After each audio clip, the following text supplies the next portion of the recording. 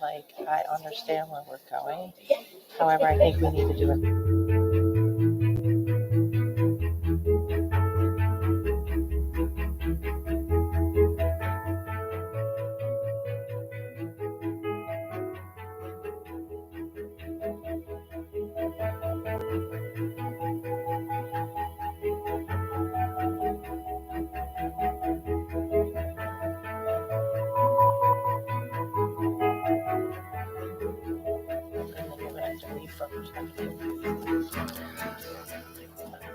So, welcome everyone to this meeting of the Board of Education for Anne Arundel County. This meeting is being televised live on AACPS's TV and streamed on AACPS's YouTube channel.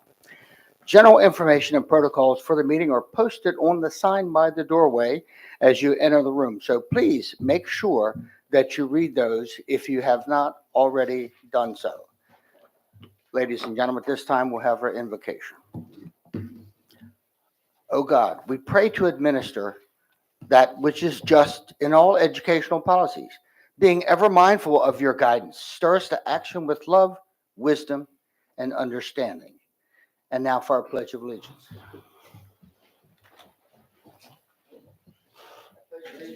To the flag of the United States of America and to the republic for which it stands, one nation, under God, indivisible, with liberty and justice for all.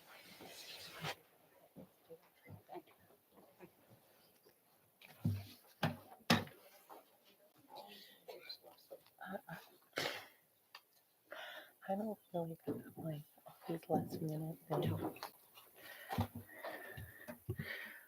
Ladies and gentlemen, before we move any further in our agenda today, I want to pause in order to recognize the passing of a true giant of a man who meant so much to the students and staff of our school systems.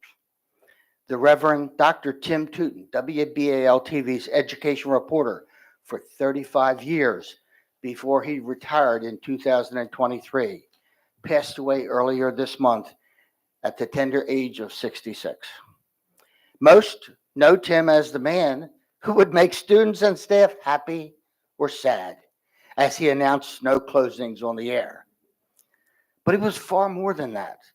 He was a man dedicated to education and to telling the stories of students and schools in Anne Arundel County. He took the time to get to know the people about whom he was reporting.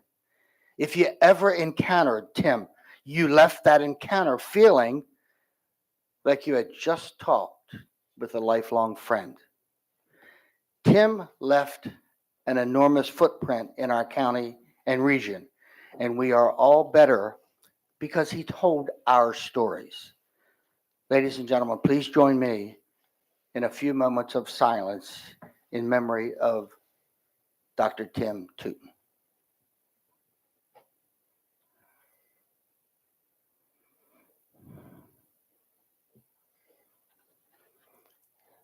Thank you. And now we're going to be moving on to item 2.03, the approval of our minutes. Do I hear a motion? Motion to approve. Second. We have a motion, a second. We have a consensus? And we do. We're moving on to item 2.04, the establishment of our agenda order. Do I hear a motion?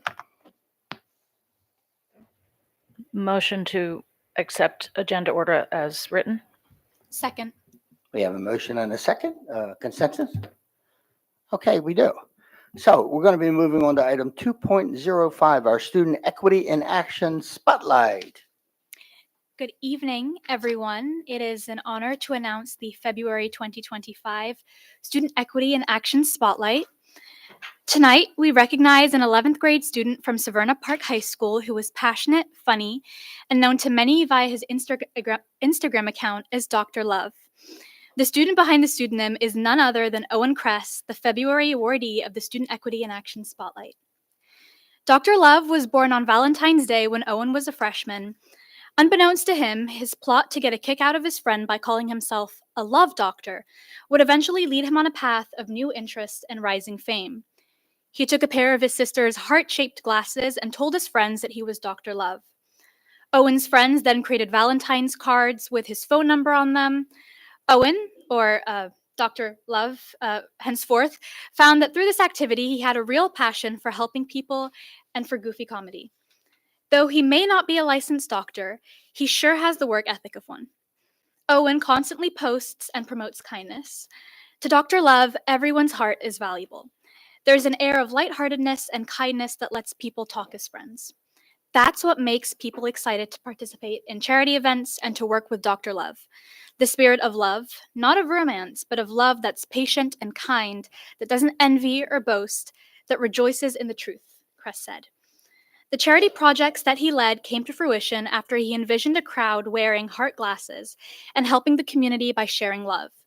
With the help of his leadership teacher, Mrs. Barnstead, he researched local charities and fell in love, pun intended, with House of Ruth, a nonprofit organization that supports women, children, and families impacted by domestic violence. He sold heart glasses and stickers which read, "Love over hate." His efforts raised over $400 for House of Ruth in the first year and over $600 for Sarah's House in the second year. Dr. Love plans to organize more events and promises that all monies earned will go straight to charity. Owen Kress, the Board of Education, Anne Arundel County Public Schools, and Severna Park communities are all inspired by your love for others and are proud to recognize you as the February 2025 Student Equity in Action Spotlight. Congratulations.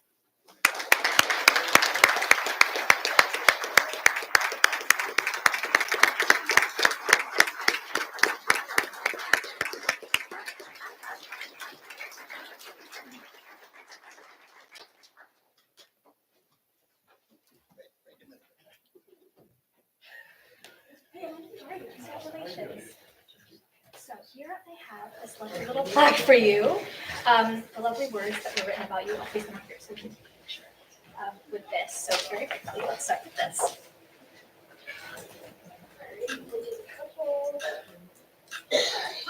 I have to ask, did you know why you were coming here today? Yeah. Yeah? And how was that announced to you? Miss Mermod, thank you, Miss Mermod, you're the best.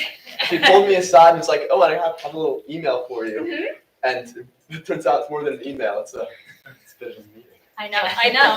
Who's with you here today? That's my mom and dad, and after I mentioned Miss Mermod, my English teacher, Mm-hmm. she made it all possible. So. Thank you so much for all you do for the Severna Park communities. What does this mean to you? This means definitely. And I mean not the award, I mean the work that you do, just to clarify. yeah. We're not that Really just means the ability to connect to my community, Mhm. right, and to allow other people to connect as well. I think we're really lonely nowadays, right, especially with our preconceptions of what love is, right? Being able to tell each other like, hey, like I love you, not in a weird way, just like, hey, I'm here for you, Mhm. and that means a lot. It really does. So thank you so much for all the work that you do.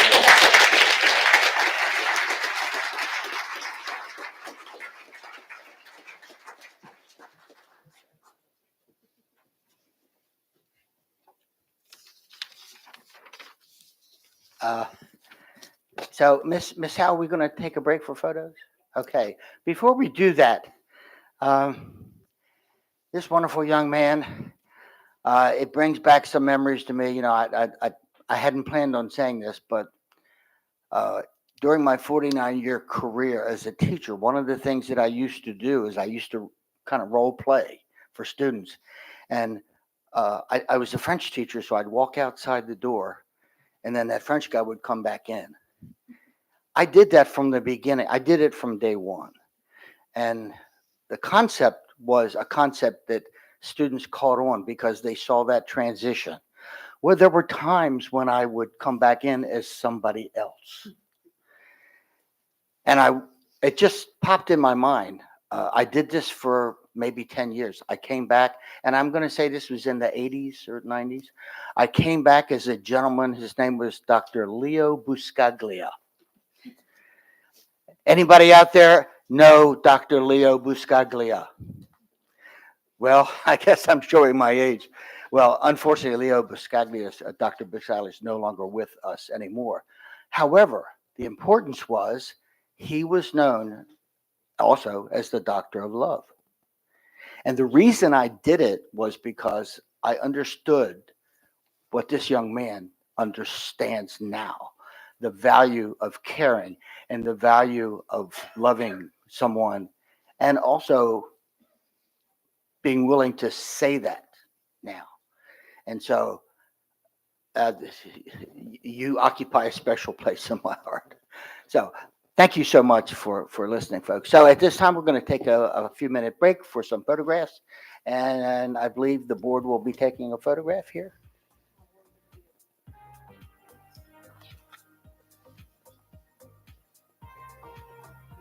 Okay.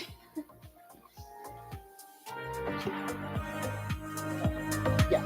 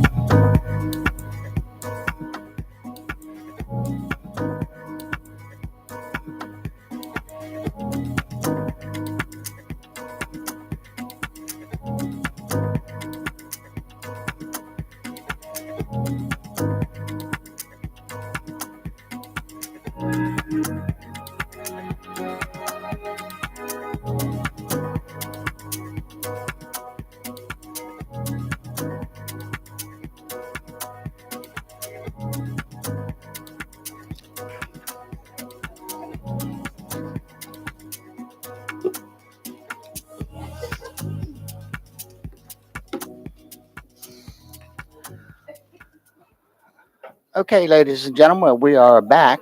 Um,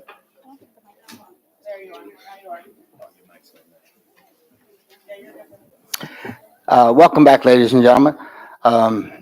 Before we get to item 3.0 public comments, is Dr. Stacy Eccles here?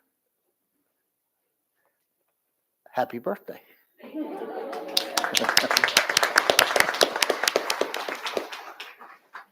So, ladies and gentlemen, we're going to be moving on to item 3.0, our public comments on agenda items and also this evening non-agenda items. So please bear with me. This is one of the opportunities that the board provides to hear the views and receive the advice of community members. The members of this board appreciate hearing from interested citizens. As appropriate, we will refer your concerns to the superintendent for follow-up by his staff. The board will hear public comment from up to 10 total speakers, combination of virtual and in person. Actually, this evening, we're going to hear, I think we have 15 speakers altogether. And we've made a decision this evening that several of our speakers are students, and so they need to go to school tomorrow. So we've kind of adjusted this so that our students will be able to testify in front of us, and then they'll be able to get home at a nice hour. So let me continue with these comments. Registrants who secure a slot to speak, we did have more people than 10 on the agenda items. So registrants who secure a slot to speak were notified by email at the email address they provided when they registered. All speakers will be allotted 2 minutes and must address the specifics of the agenda items which they signed up. No speaker substitutions will be permitted. If your name is called and you are not present, we will move on to the next speaker. For anyone who was not selected to speak at today's meeting, you may email your comments to the board office at boardoffice@aacps.org. While we encourage public input on policies, programs, and practices within the purview of this board and the school system, this is not the proper forum to address specific student or employee matters or to comment on matters that do not relate to public education in Anne Arundel County. We encourage everyone to utilize existing dispute resolution processes as appropriate. I remind everyone that any inappropriate personnel remarks or other behavior that disrupts or interferes with the conduct of this meeting are out of order. Persons using language that is threatening or promotes violence against members of this body or Anne Arundel County Public School employees are subject to legal penalties. Persons who otherwise disrupt or disturb this meeting will not be allowed to continue their remarks and will be asked to leave the meeting. It is not the board's general practice to engage in question and answer sessions with speakers. For the record, please give your name before speaking. Handouts should be given to the board assistant.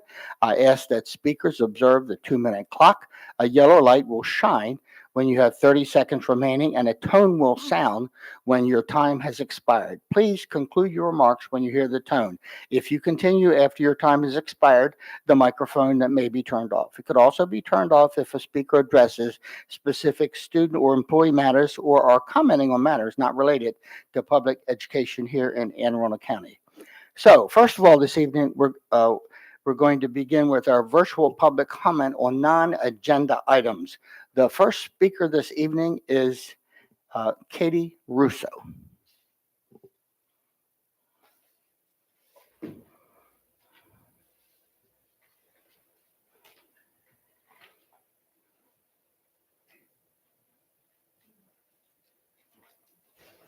Ms. Russo.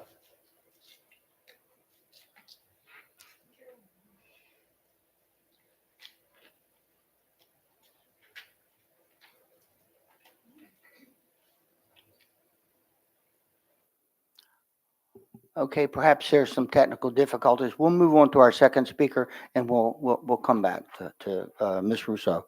Our second speaker is Lena Abdush Shaid. Hello, good evening. My name is Lena Shahid, and I'm a junior at Arundel High School. Over the years, I have witnessed firsthand how students develop a toxic mentality towards conflict resolution. one that often escalates into school violence. Have seen fights break out in both middle school and high school, and I know many more incidents across the county. This issue is not just an administrative concern. It is a countywide problem that requires a proactive and comprehensive approach. While disciplinary procedures exist, we must also address the root cause: students' mindsets. Conflict resolution skills are essential in today's society, and without them, students are left unprepared for the challenges they will face beyond high school.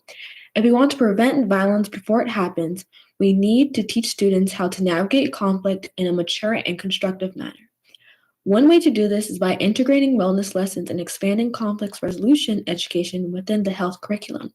Students must learn that resorting to physical altercations is ineffective in solving problems. For example, if a student hears rumors being spread about them, their first instinct should not be to fight, but rather to seek meditation, perhaps meeting with the other party alongside a counselor to address the issue more productively.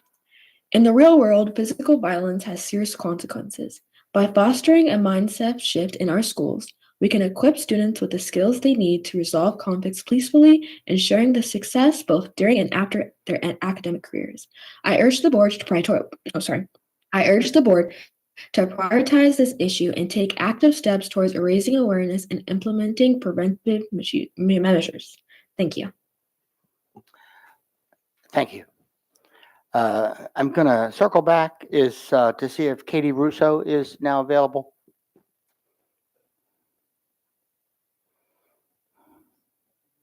Okay, so again, we'll try to circle back. We're going to move on to the some in-person public comment on non-agenda items. We have two speakers this evening. First of all, and I'm going to call these two to come up, Cooper Speech and Adagio Baldwin.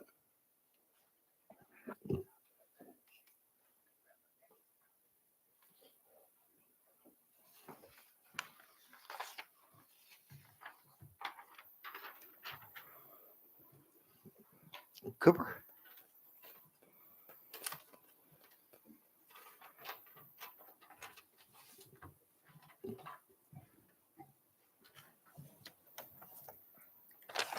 Hi, my name is Cooper Speech. I'm 14 years old and a member of the Coalition for LGBTQIA+ Students of Anne Arundel County. I'm here today to speak to the Board of Education as an advocate and an ally for the LGBTQIA+ students you serve. I started working with this community within our county and state as a part of my capstone project. In my recent work, I've realized now more than ever we need the need and value of advocates to the LGBTQIA+ community. Even though most adults probably think teenagers, particularly middle schoolers, are not concerned with what's going on around in the world around them, this isn't true, at least for me. I am seeing this new presidential administration and political climate trying to rid the world of diversity and the negative effect it is having on this country or community. I feel that it is not fair to just sit around and let people destroy who they are just because they are considered different to some people. I know this topic is not on the agenda for today's meeting, but I feel it is important for me and other allies to stress more than ever that our LGBTQ students need our support and help. Many are scared and worried about what is being done by the government and how that is going to impact their lives. LGBTQ students are a vital part of our overall local, national, and global communities because they show us that we can all be our authentic selves and therefore bring diversity and different perspectives that only enrich the idea that it is okay to be different. The LGBTQIA+ students need advocates and allies more than ever, and I hope you will keep that in mind moving forward with any decisions that the school district makes that impact them. Thank you. Thank you.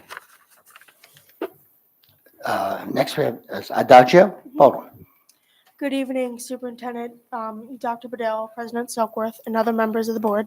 I am Adagio Baldwin, a junior at Oldham High School, and my pronouns are they, them. I began getting involved in civic activities when phase 1 of redistricting was being discussed.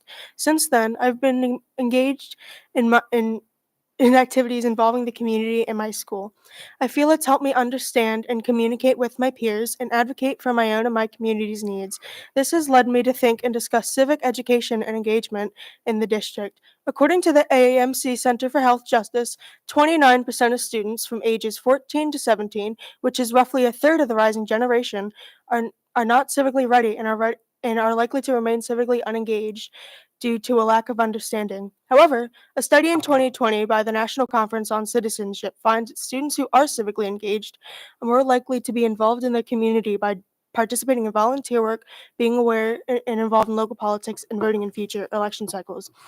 By being actively engaged in the community, this will help develop critical thinking skills in students and help them understand issues in our society that need to be addressed. While the social studies curriculum in AACPS is very sophisticated, I've noticed disparities in civic engagement and education in the schools. At my school, Old Mill, and others such as North County and Severn Run, and many others, there is a lack of civic engagement among the student body compared to other schools in the county.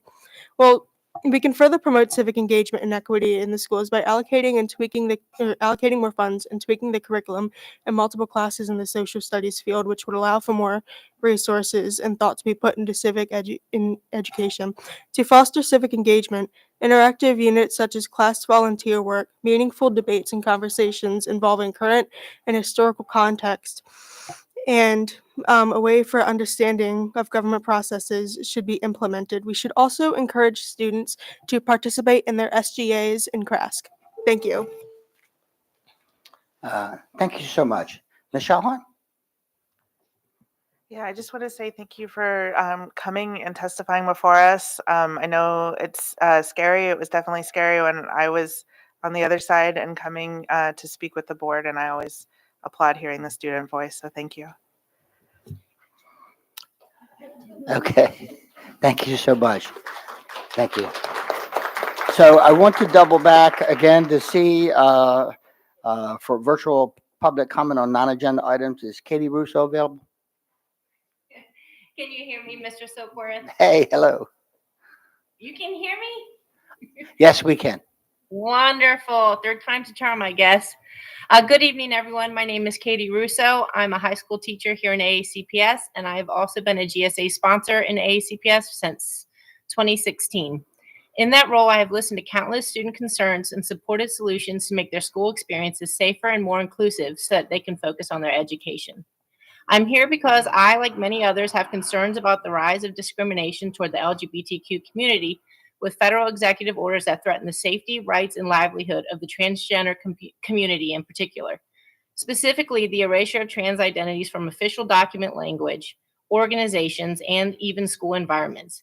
It is incredibly alarming, and many students have continued to come to me with their concerns deeply rooted in feelings of hopelessness, fear, and pain. I try to be a beacon of hope with so many AACPS administrators and teachers that are also feeling the same.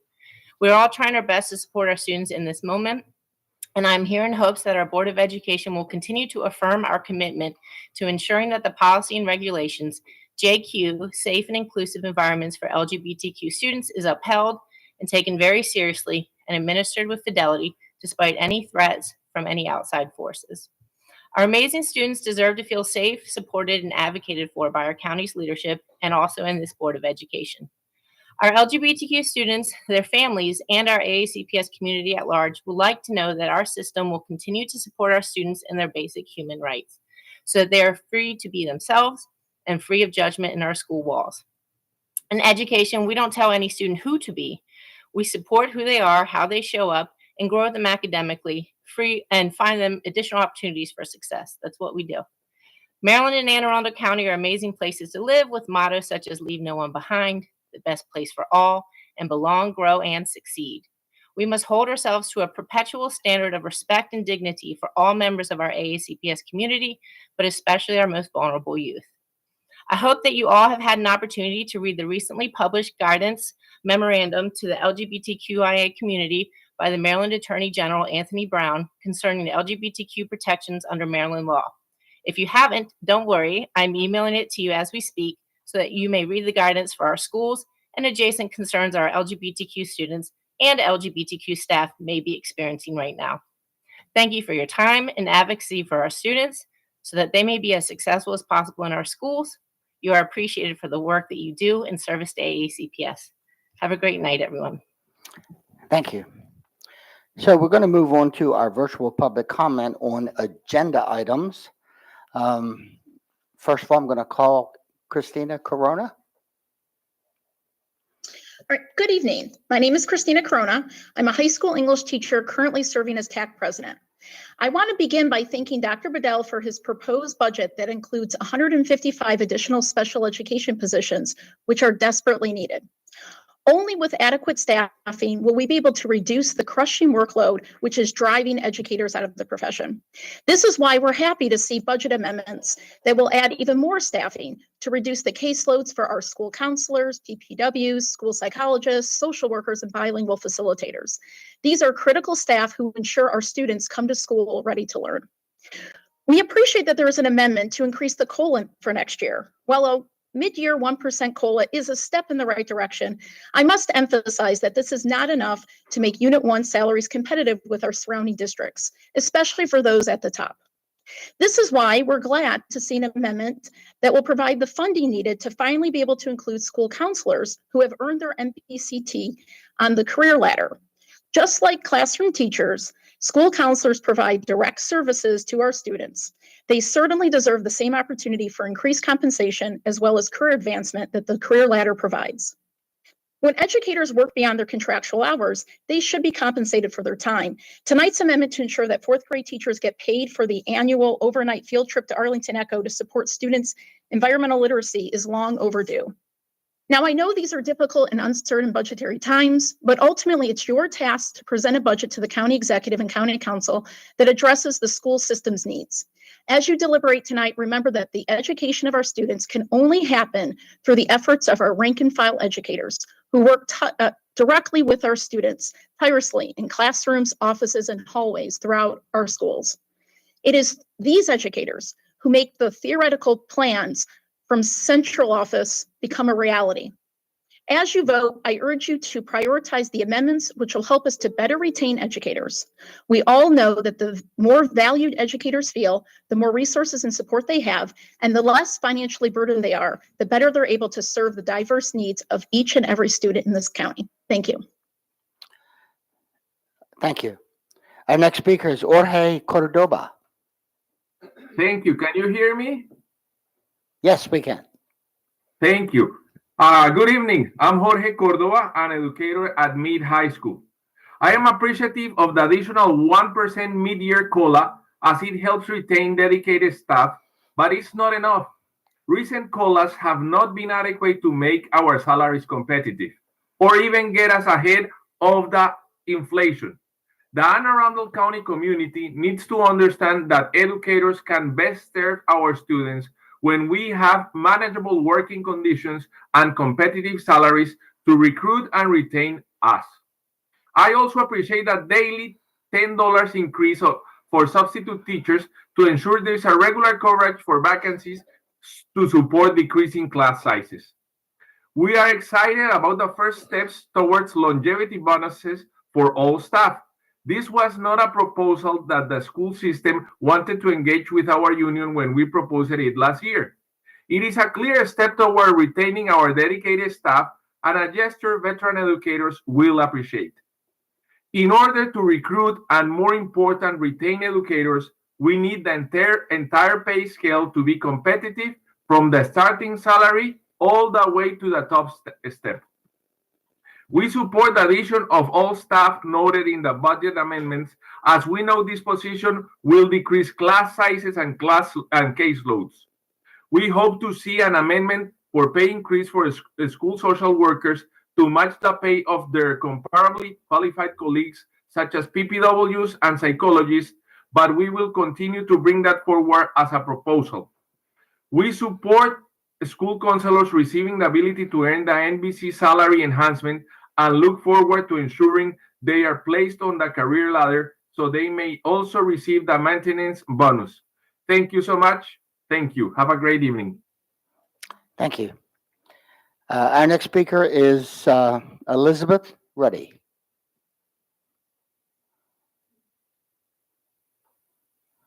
Hello, My name is Elizabeth Ruddy, and I'm a teacher at Severna Park Middle School.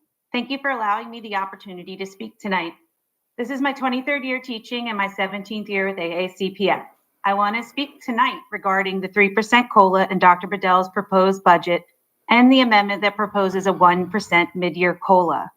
I think it is essential that the budget that moves forward to include these as the minimum ask in regards to salary. First of all, it is necessary in order to attract young new teachers. When I signed on with AACPS on step 6 in 2007, I was making $49,000. I looked ahead on the scale and thought, okay, I can see myself working here and doing well until I retire. Today, a teacher on step 6 would need to make $79,000 in order to have the same buying power I did back in 2007 due to inflation.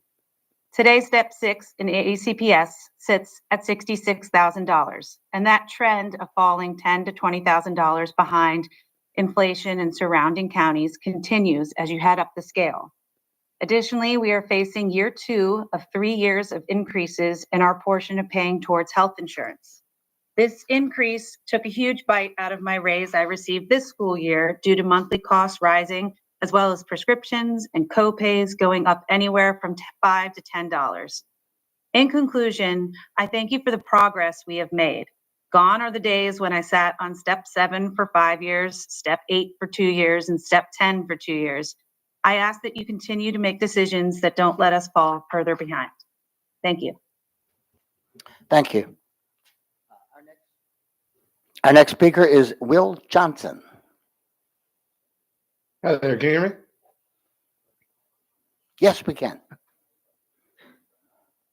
Good evening, AACPS board members and fellow community members. My name is Will Johnson. I'm a 3rd grade teacher at Seven Oaks Elementary, and I'm here tonight to speak in strong support of the proposed amendments to the AACPS budget. Amendments that would directly impact educators, students, and families of this county in meaningful ways. For too long, educators in Anne Arundel County have faced frozen steps, inadequate cost of living adjustments, and rising healthcare costs. On average, we lost 23.28% of our wages due to inflation and frozen steps, while continuing to give all of our students and the families we serve. These amendments takes one step forward, which is long overdue, toward acknowledging and addressing that reality. Amendment 9, which provides a 1% mid-year COLA, is a necessary first step. It won't undo the financial struggles educators have faced, but it moves us forward in the right direction. Our teachers and school staff cannot continue absorbing the cost of inflation while being expected to work miracles in the classroom. Investing in educators is investing in the quality education we provide to our children. Amendment 10, which increases the substitute teachers' pay, is critical. A shortage of substitutes means overcrowded classrooms, disrupted instruction, and exhausted teachers. I myself have had to cover for cultural arts teachers numerous times and have lost out on vital planning time. As a teacher, as any teacher will tell you, our planning time is sacred. It's where we get to complete most of our work, phone calls, grading, and other critical work done. This amendment ensures that when teachers are out, students will receive high quality education that they deserve, and our educators are not burning out trying to cover those gaps. Amendment 11 provides a $1,000 incentive to experienced teachers who stay for more than 1 year. While this was not brought to the negotiations table, this is a necessary addition for our veteran teachers. These veteran teachers are the very foundation of our school system. I was mentored by many of these veteran teachers, and their value is incalculable. In addition to mentoring new teachers, they provide stability for students and bring expertise that cannot be replaced overnight. Retaining them benefits not only our schools, but our entire community. I urge you to support these and all of the proposed budget amendments, not just for our educators, but for the students and families that we serve. A strong education system is the backbone of a strong community. While we invest in our teachers, we invest in the future of Anne Arundel County. Let's make sure this budget reflects that commitment. Thank you. Thank you. So that does conclude the virtual portion of our testimony this evening. We're going to move on to in-person public comment on agenda items. I'm going to call up 5 people. First, Cedric Knox, Jennifer Grief, Jason Semenoff, Priscilla Young, and Holly Kleiderline. If you all could come on up. First speaker will be Cedric Knox.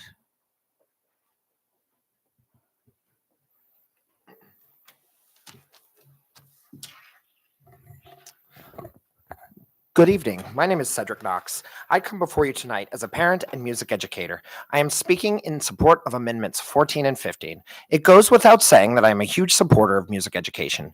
Musical activity involves nearly every region of the brain as well as every neural subsystem. Individuals who study music are shown to have improved language skills, increased emotional resilience, increased empathy, increased attention spans, and increased self-confidence. The brains of musically trained individuals have stronger neural connections, more gray matter, better information processing, better memory, and stronger motor coordination. Simply put, studying music makes you smarter. Here within AACPS, the state of our music program is strong, but it could be stronger. It is the story of challenges and the haves versus the have-nots. I'm lucky. I teach at Severna Park Middle, one of our most affluent schools, where I am backed by a vibrant and well-run booster organization and supportive administration. When the county runs out of money to complete repairs on desperately needed instruments, or when we need to purchase new instruments for our growing program, my boosters step in to help. That being said, many of my students are still playing on baritones, French horns, and saxophones that are from the 1960s and 70s, as well as percussion equipment that dates back almost 100 years. Instruments of that age may be playable, but repairs become more common and more costly. Again, I'm at the school of haves. We have many programs that simply go without. They do not have a safe and functional equipment to provide their students or a booster organization to step in and fill the gap. Ms. Valladay and the music office team do an amazing job with the resources at their disposal, but I'm asking for your help. We need more funds to maintain and update our inventories. Not only do we face challenges with regard to inventory, but several of us are facing huge class sizes and simply overwhelming numbers of students. I currently have 252 students in 12 ensembles that meet throughout the school day, as well as before school, and then another 19 students in my homeroom. My largest class is currently 47 students. These numbers make it challenging to provide individual students with the attention that they deserve. I urge you to support both amendments and all the AACPS instrumental students. Thank you. Thank you. Jennifer Grief.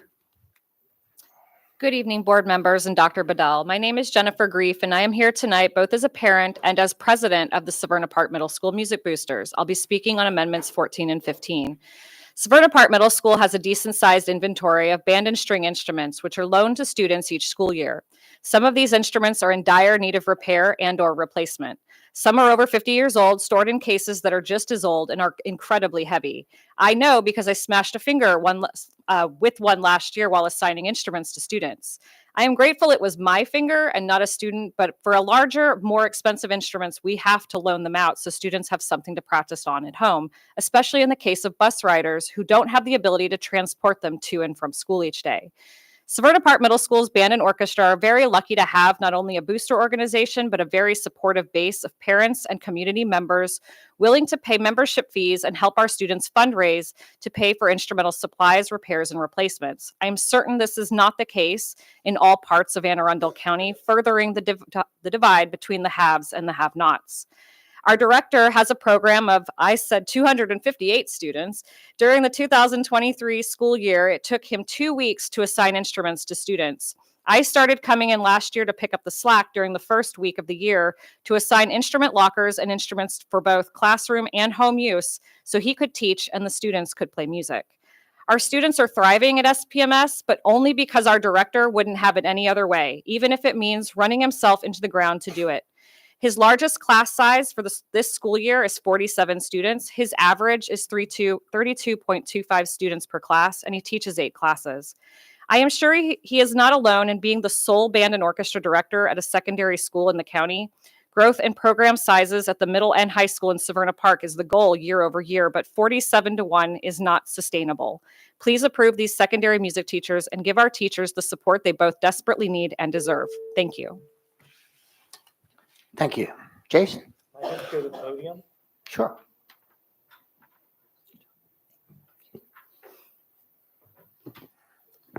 Good evening, President Silkworth, Vice President Dent, members of the board, and Dr. Bedell.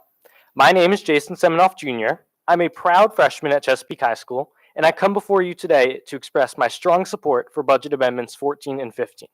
I'm not testifying on behalf of any organization I may be a member of. Our county's great music program, led by amazing music educators, can only go so far with the equipment we have. Currently, school and classroom instruments are on their last legs. Students are often encouraged to purchase or rent an instrument as the school instruments are in short supply and unusable condition. By providing $300,000 to our music programs, we can purchase new instruments for use in our schools, complete minor repairs and maintenance on instruments, and replace those barely usable. Investing in music will have great effects on our school system.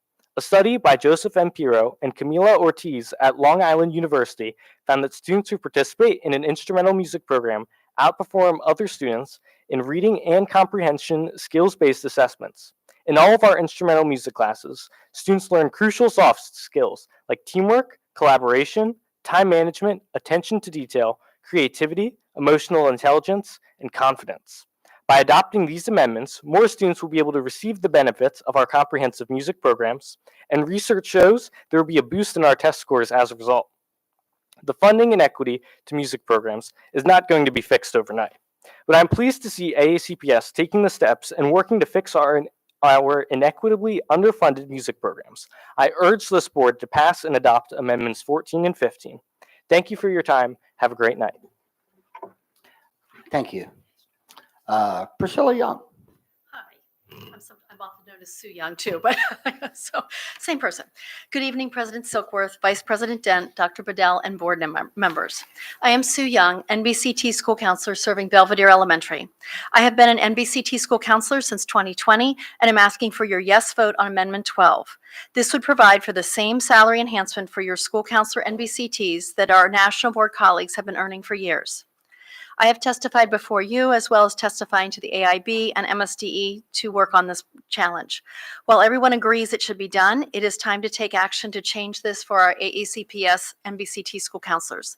Other Maryland counties are choosing to move forward and provide salary enhancement for their school counselors, and the time is now for AACPS to take this action. I am deeply appreciative of the inclusion of Amendment 12. However, it does not create impact without a yes vote to move this forward. I ask you to please consider a number, 3,689. That represents the students that are currently being served by one of our 8 National Board Certified School Counselors that this amendment impacts. If you divide the budget of $87,000, that is the cost of this amendment, that equals $23.58 per student for an entire year of service by one of these highly qualified counselors. That is a very small price to pay for those students to benefit from our additional expertise and our craft that we bring to our students. Please support this amendment tonight. This is an investment in both recruiting and retaining highly qualified NBCT school counselors, and the challenges our students face need our school counselors to be the most highly qualified. We provide access to comprehensive school counseling programs that support both preventative and responsive needs of all students based on our caseloads. Earning NBCT has helped me strengthen my skills of database decision-making, being reflective, and being able to prioritize and develop interventions to support specific student needs in my building. Please choose yes and invest in the 8 NBCT AACPS school counselors, just as we have and continue to invest in the 3,689 students that we collectively serve. Thank you. Thank you. Holly. Okay, good evening, President Silkworth, Vice President Dent, Dr. Bedell, and board members. My name is Holly Kleiderline, and I'm asking for your vote in favor of Amendment 12, which adds a national board incentive for the 8 current school counselor NBCTs who have not received it for 3 years now. You do not need to wait for the state to make a decision about eligibility. Other counties in Maryland already provide additional money for school counselor NBCTs. Therefore, I know you have the power to do this. You do not need to say this item needs to be negotiated with the union. Special educators have received additional salary without it going to the bargaining table. Therefore, I know you have the power to do this. I also know you want me to be an NBCT. I know this because in order to qualify for a teacher collaborative grant, AACPS, TAC, and Towson University worked, quote, strategically to identify a pool of NBCTs to serve as PLC facilitators based on a match between the PLC topics and their areas of certification. The purpose of this grant is to build the gap between what future teachers learn in their prep courses and what they experience on the job. Who has knowledge on effective management of student behavior, restorative practices, trauma-informed approaches, social emotional learning, and recognition of student mental health disorders? There are 8 of us. We are the same 8 that you have denied the salary incentive. So you need us to be able to qualify for a grant, but that we're not receiving the same salary incentive that other NBCTs receive. You include me in the press releases that advertise how many NBCTs you have. You ask me to recruit other candidates and to help them through the process, but you deny me the same reward that they receive. Please vote for Amendment 12. Thank you. Thank you. I'd like to call up 2 more individuals, Elizabeth Argo Wilbanks and Stacy Schofield.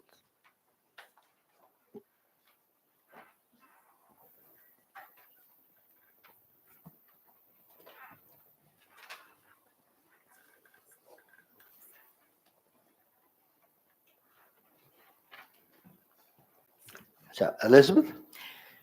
Hi, my name is Elizabeth Argo Wilbanks, and I am here tonight in support of Amendment 13 to support teachers with compensation for overnight field trips to Arlington Echo. I come here, one, as a teacher of an elementary school program, but also as a parent who is actually visiting Arlington Echo with her child this Friday. Sadly, not for an overnight. I have for 5 years been a teacher at Odenton in 4th grade, specifically for an emotional disability regional program. My students are one of those who are greatly impacted by a trip to Arlington Echo in almost a life-changing way. I know that sounds like hyperbole, but there are students who have never been on a boat before, who have never connected with the water. Just based on their location. So a trip to Arlington Echo enhances that. It connects them with our most precious resource, the Chesapeake Bay, and it lets them participate in activities that impact them for life, behavior changes that facilitate them becoming Chesapeake Bay stewards. It also greatly impacts their parents and the teachers who take them. Unfortunately, teachers are not compensated for the time after hours that go into an overnight field trip, and they have done so for many years voluntarily, uncompensated, just out of the goodness of their own hearts. So having them compensated will actually hopefully connect more and more students from AACPS with this enriching experience. Thank you. Thank you. Stacy. Thank you.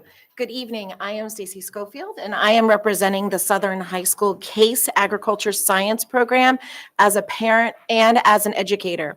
With me this evening is Sam Moreland. He is the current president of Southern FFA and a student in the CASE program.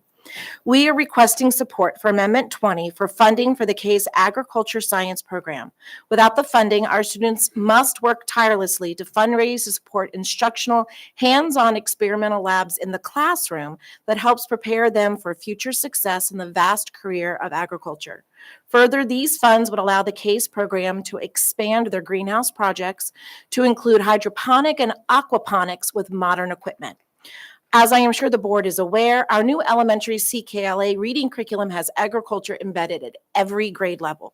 By supporting the CASE program and moving to make it a magnet program, we will be able to support students like mine at Mills Pearl Elementary who are eager to learn more about agriculture.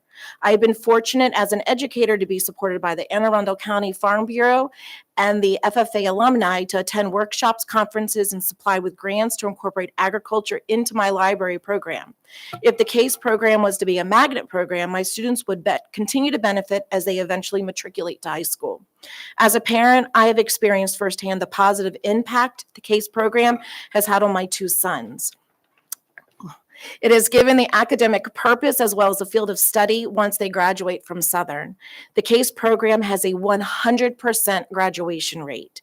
We have 5 national FFA awards, and 2 of our graduates have gone on to serve as state officers of the Maryland FFA.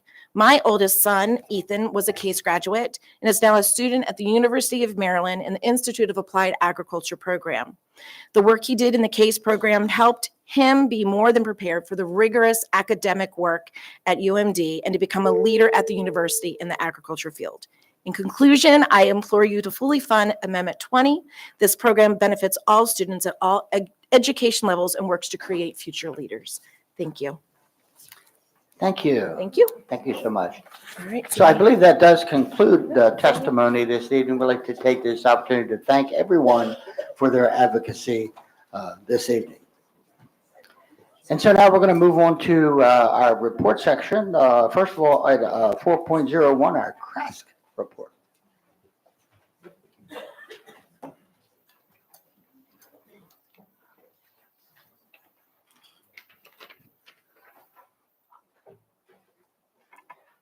Good evening, President Silkworth, Vice President Dent, members of the board, and Dr. Bedell.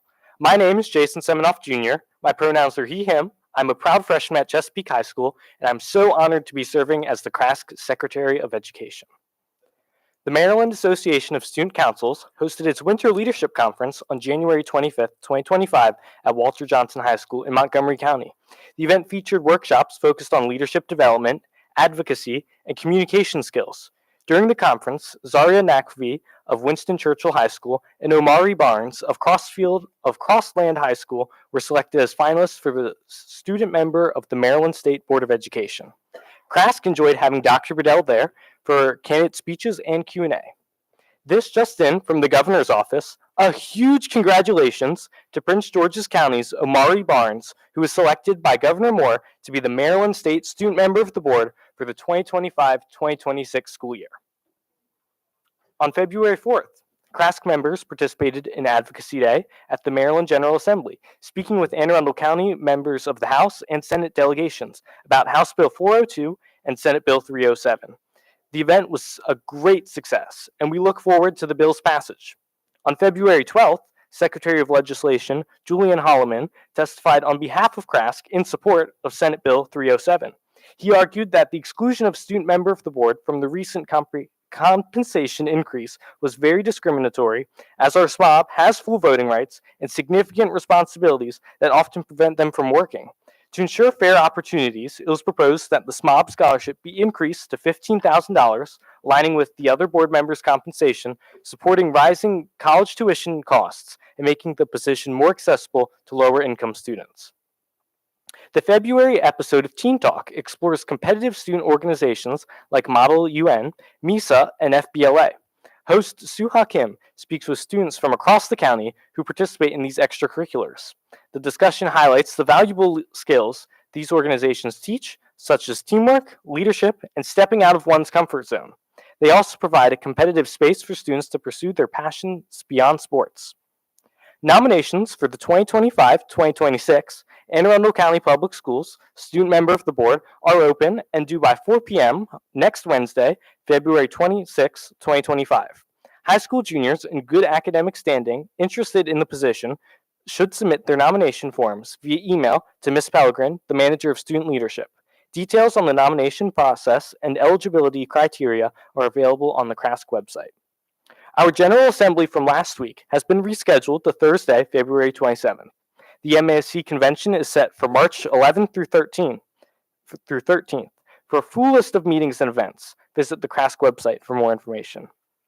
Have a great night. That's all from me. See you next month. Thank you. Yeah, you can applaud. Sure. Item 4.02, our PTA report.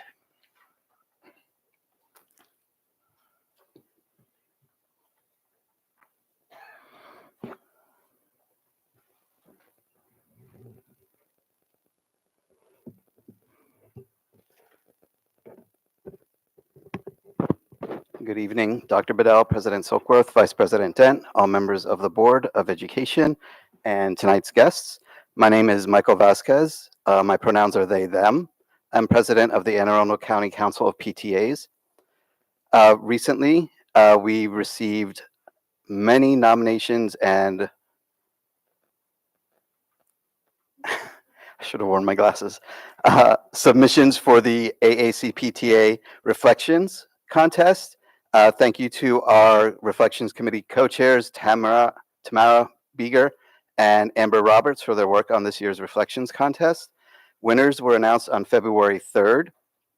The Reflections artwork entries will be displayed March 13th through April 8th right here in the Board of Education building. And the Reflections Award ceremony will occur on March 19th. At our monthly meeting on February 10th, AACC PTA members formed a nominating committee, which has begun collecting applications for all AACC PTA executive committee positions, which are open for re-election this year.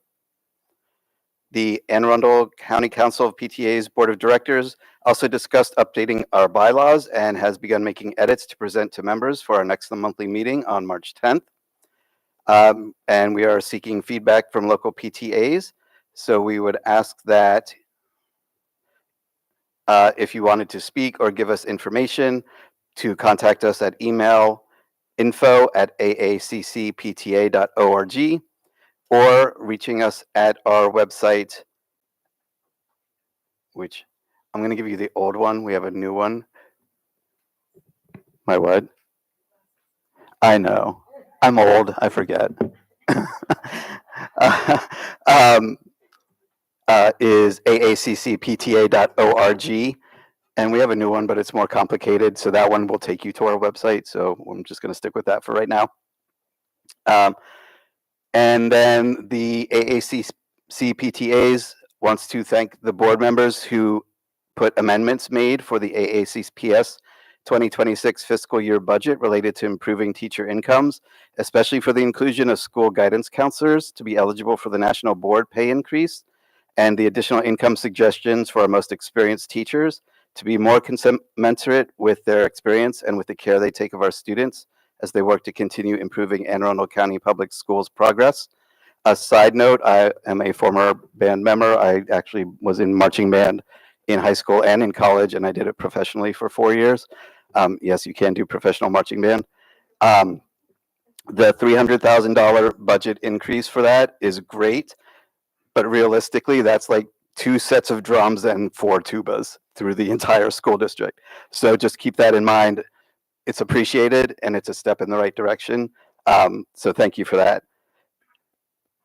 In the words of Shirley Chisholm, the first Black woman to be elected to the United States Congress in 1968, you don't make progress by standing on the sidelines, whimpering and complaining.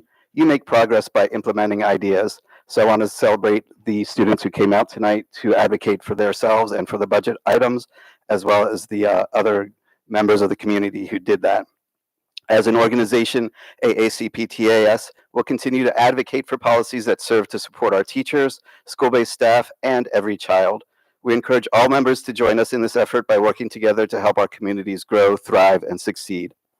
To all schools in the district, please let us know how we can work with your school PTA by contacting us at info@aaccpta.org or again by visiting our website at aaccpta.org.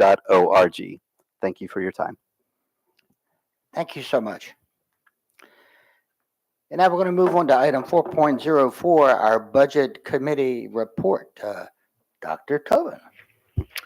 Thank you, Mr. President. The Budget Committee met yesterday, the 18th at noon, and essentially spent a little time going over the final determinations for the process that we will go through tonight. I believe we don't have an exact schedule for our next Budget Committee meeting as we are nearing the end of our particular budget process. But thank you, and thank you to all members of the committee. Thank you, Dr. Tobin. Moving on to item 4.05, the President's report. So I do have a few things to report. I believe it was on February the 6th, Dr. Bedell, Ms. Dent, Ms. Pullum, and I believe there's, you're the ones that attended the 55th Annual Taste of Maryland Agricultural Celebration at Live. Anybody out there also go there? I kind of thought you might have. I have to say it was the first time that I had ever been there, and it was quite an event. The oysters were great. And actually, all of the food was locally grown and raised. And it was absolutely fantastic and delicious. As I said, this was my first opportunity. Actually spent a good bit of the night. We networked with a lot of folks, a lot of our stakeholders on the political side. I had the opportunity to spend a good bit of time with Ms. Pickert, on our county council. And actually, she and I are both from District 2. And we had the opportunity to network with a bunch of folks, but we met a couple from Carroll County. And I have to say, I don't remember their name. But the interesting thing, Dr. Bedell, was they were farmers, but they were also owners of a bus company. Not in Anne Arundel County, in Carroll County. And so we had the opportunity to have some great discussions with them. Governor Wes Moore made some comments, as did Stuart Pittman, our county executive. Governor Moore made it clear that the #1 industry in Maryland is our agricultural industry. I think he's right. So that was a great event. On Friday, the 14th, I had the opportunity to watch virtually Dr. Bedell and Miss Grace Wilson as they met with our Anne Arundel County delegation in support of the 180-day bill. And I thank Dr. Bedell and Miss Wilson for their advocacy. This morning, several board members, Dr. Tobin, Ms. Schauheim, and I, and Dr. Bedell attended the celebration and recognition of the Lindale Middle School Hyperlinks Robotics team. Folks, I just can't tell you what an honor it was to be with these young people. They are fantastic. They were honored at the State House this morning. I think Senator Bidel, you see in the middle, she presented a citation to them for the great work that they have been doing. I'd like to say congratulations to Principal Walker and to the Hyperlinks coach, Mr. Rick Hall, I believe his name is. Again, their accomplishments have just been so fantastic. So it would be nice to give them a round of applause. They did a marvelous job. Senator Bidel did, of course, present citation, which I think you can see there, honoring their wonderful achievements. So now earlier this afternoon, Dr. Bedell and I and Ms. Wilson provided testimony before a Senate committee in favor of Senate Bill 569, otherwise again known as the 180-day bill.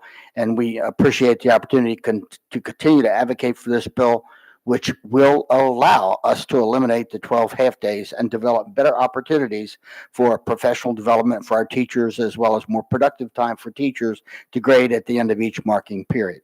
So it's been a busy day, ladies and gentlemen. So that does conclude the president's report. I do have one final thing, and that is, I made this announcement last time. I'd like to repeat this announcement. It's regarding redistricting phase 2. The board understands that many people have questions and are concerns regarding the phase 2 redistricting process. We are still at the beginning of a collaborative process. In support of that collaboration, a private consultant, WXY, was hired to put together scenarios, not recommendations, scenarios. These scenarios are just that.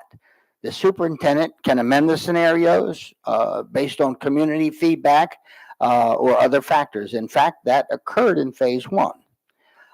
Until the superintendent makes a recommendation, and that will be in July, the board will not be directly involved in any planning related to redistricting.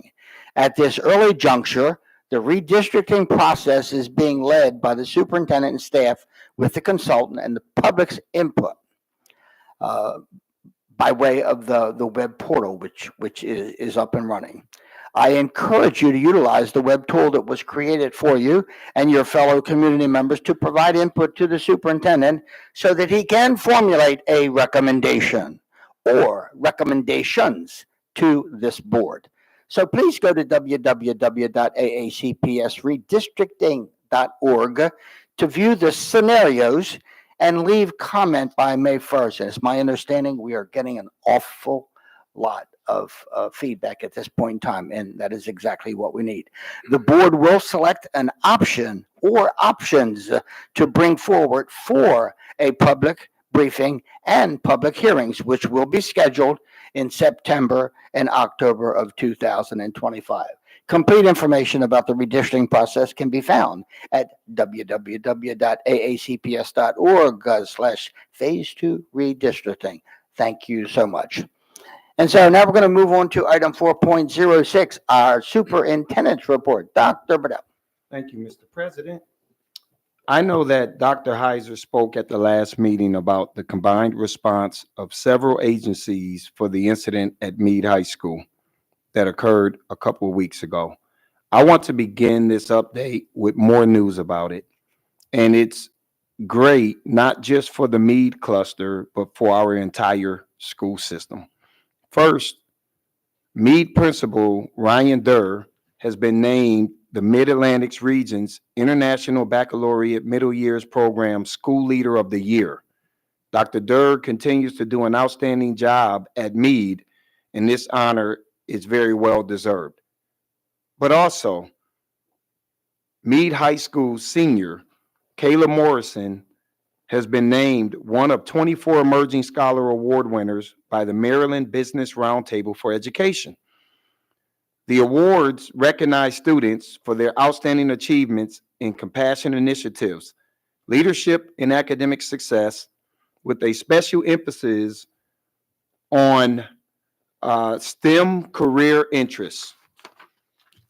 And finally, staying in the Meade cluster, Meade Heights Elementary School Triple E teacher, Michelle DeBerry, is the subject of the Teacher Spotlight in the March edition of the Technology and Engineering Education magazine. Ms. DeBerry has been in education for 36 years, and I love what she said when asked about the best advice she's been given about teaching technology and engineering. She said, "Success comes from failure. Failure means you are trying to learn." I could not agree more. I've often stated that fail, in my opinion, stands for the first attempt in learning. Congratulations to Ms. DeBerry for using that mindset to improve education for all of her students. Schools in the cluster band together under the Meade Strong model, and this is more evidence of that strength. So I do want to congratulate what's happening over in that cluster. Thank you all. Next, Candace Henson, who works with our community ambassadors to coordinating wraparound supports designed to help maximize student achievement, has earned a few of the many awards from County Executive Stuart Pittman and the Caucus of African American Leaders for her efforts. The awards are given annually to individuals who embody the spirit of resilience, dedication, and impact, and recognize the profound connection between African Americans and the impact of their work on the county. This year's award ceremony is set for March 19th. Congratulations to Candace.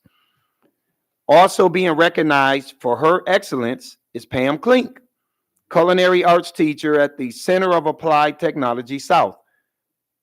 Ms. Klink has been named the Region 1 Teacher of the Year by Magnet Schools of America and is among 6 regional honorees who are now in the running for the National Magnet Schools of America Award. Chef Klink, as she is known, is a former finalist for AACPS Teacher of the Year who has, who has expertly blended culinary precision and educational excellence. Congratulations to Chef Klink on this recognition. And one more honor, the first state title of the winter season. Congratulations to the Chesapeake High School's wrestling team for winning the 3A dual meeting championship. Chesapeake is the first of the season, but I'm confident it won't be the last. And finally, in terms of what's on this slide, because I do have some closing remarks, I want to talk about our vacancies. As Dr. Heiser indicated at the last meeting, our Division of Human Resources is turning the bulk of its attention to staffing for the upcoming school year. The fact that our classroom teacher vacancies are still holding steady is a testament to the work of our HR team and in our schools. So I want to thank all of them for that effort. That number where we have 55 teacher vacancies, it's important for everybody to understand we hire nearly 5,800 teachers. A number of these positions are some of the most difficult, extremely hard to hire positions. And generally what will happen after you get through the winter break, you generally will see an uptick. Prior to the winter break, we were sitting at about 62 to 64 teacher vacancies.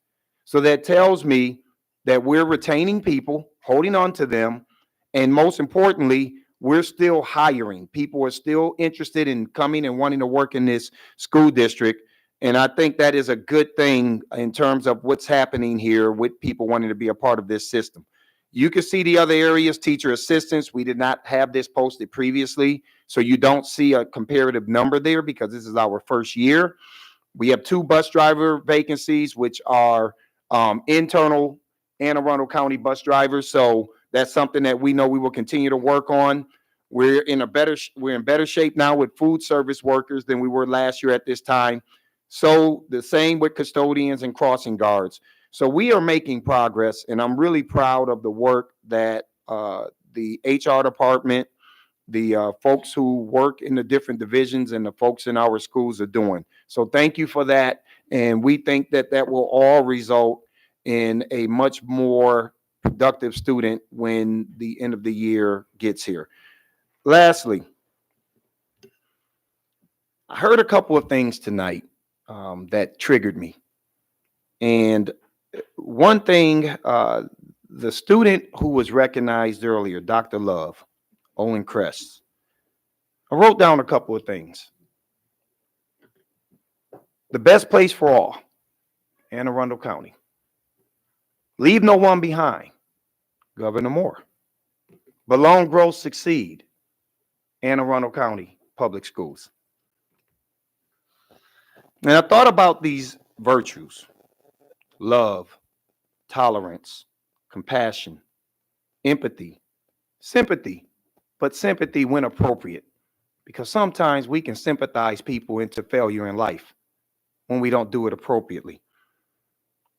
And then I thought about the opposite side of all of that: cold-heartedness, a lack of tolerance, callous to violence, desensitized to violence and the atrocities that people have to face, not only in this country, but in this world. And I went back to the best place for all. Is it really? Leave no one behind. Are we truly positioned to not leave a single person behind in this state? Belong, grow, and succeed. Are we truly living up to being a school district that truly creates this sense of belonging? And regardless of who you are and where you come from and how you show up, that you feel like you are a part of the Anne Arundel County School District family. Are people able to grow? And when I talk about growth, I talk about growing socially, emotionally, and academically. Are those needs being met? Or are people operating in fear because of hostility, because of hate? And here's what I can tell you. If we aren't meeting these things, it's impossible to truly say that every single kid will be able to succeed when they leave Anne Arundel County and compete in a globally competitive world. And I would argue that we have a lot of work to do in this space. We need more Dr. Loves out here. We need to help everybody understand that we can operate with love, tolerance, compassion, empathy, and sympathy when needed. And I had a tough day today because there were some things that I learned about in terms of how race plays out still here in Anne Arundel County, how far away we are from truly embracing this notion of this being the best place for all. Or hearing students from the LGBTQ plus community feeling like they no longer have safe space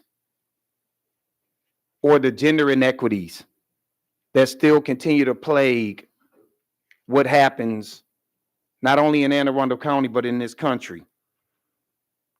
And I just hope that this feeling that I have right now, the fact that I have to take what Dr. Love is trying to do and personalize it in a way, and I'm sitting up here with pain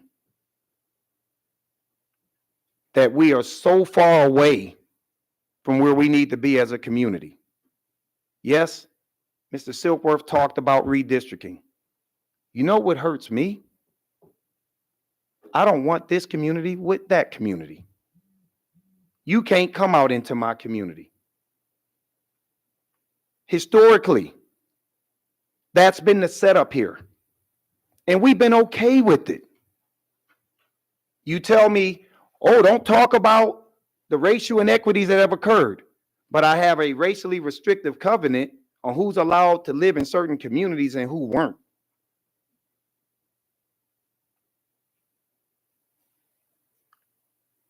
Or who could buy property in certain parts of the county and who couldn't based on what they look like. Nothing to do with their socioeconomic status. We have a good problem on our hand in Anne Arundel County. And you know what that good problem is? We are a growing, highly desirable school district that is on the move. I have 2 years of strong data to show that this district is well on its way to being one of the most phenomenal school districts in this country. And we have to balance this system. I don't have a choice. I don't have a choice. And it's not a black and white thing. That's part of it. But I even have white on white. Don't want to go to this community. So here's what I'm telling you all.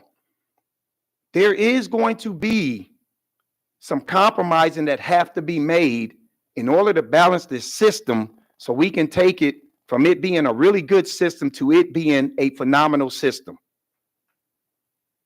And we're going to take everybody's input and we're going to get out into communities and have these conversations with you all about what all of this means for your community. But there has to be some compromise. We have to figure out how we're going to coexist together if we want Anne Arundel County to truly be the best place for all. It can't be the best place for all if we're operating in a segregated mindset. It just can't. And I just hope that as we get through this process, that we work with each other, that we recognize there are variables that are beyond our control. The looming financial issues coming up. But here's what we do have control over: how we work with each other, how we operate with loving each other as a community, how we operate around tolerance, compassion, empathy, and most importantly, to truly say that if Anne Arundel County is going to be the best place, and this is where I want this to be home for me, because I love a lot about Anne Arundel County, but there are some ugly truths that we have to reconcile with in order for us to get to where we need to get to. And I'm saying that because we have a bunch of students in here who need to hear this, because oftentimes it's the adults that stifle it, not the students. They're ready. It's us. Let's get beyond it. Let's get beyond it. Let's do the work. And if we talk about it being based on merit, let's do it based on merit. I'm okay with that. But in order for it to be truly a merit-based model here, gatekeeper mindset on who gets access to what and who doesn't, that must be eliminated across the board. Because what creates inequities is when certain people get access to things and others don't. Then you can truly make it a true merit-based system by getting rid of the gatekeeper model. So let's work together, and that's really what I have to say. I wanted to get it off my chest, And Mr. President, that concludes the superintendent's report. Thank you, Dr. Bedell. So we're going to move on to consent items, award of contracts. Do I hear this item 5.1 to 5.06? Do I hear a motion to bundle? Motion to bundle. Second. We have a motion and we have a second. Do we have consensus? Okay, we do have consensus. Dr. Bedell. Thank you, Mr. President. The superintendent recommends that the Board of Education authorize the award of contracts on the consent items numbered 5.01 through 5.05. So moved. Second. Okay, we have a motion and a second. Is there any discussion? Ms. Howe? Ms. Schellheim? Yes, I would be remiss if I didn't acknowledge the fantastic work and the years and years and years of time and effort it has taken us to finally make some moves with solar. My favorite word. So to all who had a hand in that, thank you. This is not just about saving the planet, although that's part of it, but it's about driving down our costs on our light and power bill, which currently sits north of $23 million. So if we can, make some moves there with some added benefit of keeping up with the technology around these things, and driving down our costs. I'm all about that life. So thank you. Thank you. Ms. Howe? Ms. Dent? Aye. Dr. Tobin? Aye. Ms. McDermott? Aye. Ms. Pulliam? Aye. Ms. Schallheim? Aye. Ms. McFarland? Aye. Ms. Hamdowie? Aye. Mr. Silkworth? Aye. Motion passes 8-0. Okay, moving on to our action items. 6.01 administrative personnel appointments. Dr. Bedell. We have none for this meeting. Okay, we'll be moving on to some policy revisions on second reading. 6.02 emergency plans code EH. Ms. Wilson.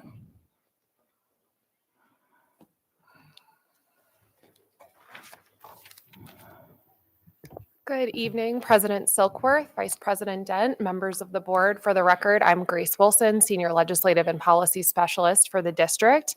Policy EH, Emergency Plans, is before you on second reading after being posted for a 30-day public comment period. There were no public comments received during that period.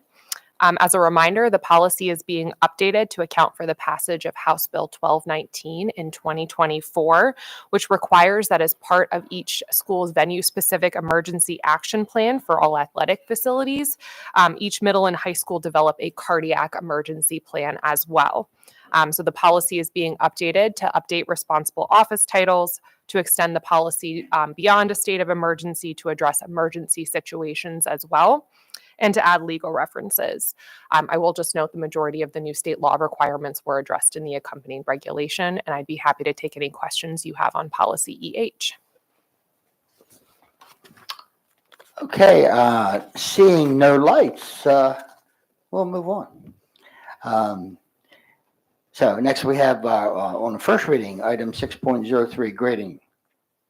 Thank you, Mr. Silkworth. Again, Grace Wilson, Senior Legislative and Policy Specialist. Policy II grading is before you on first reading this evening before being posted for a 30-day public comment period.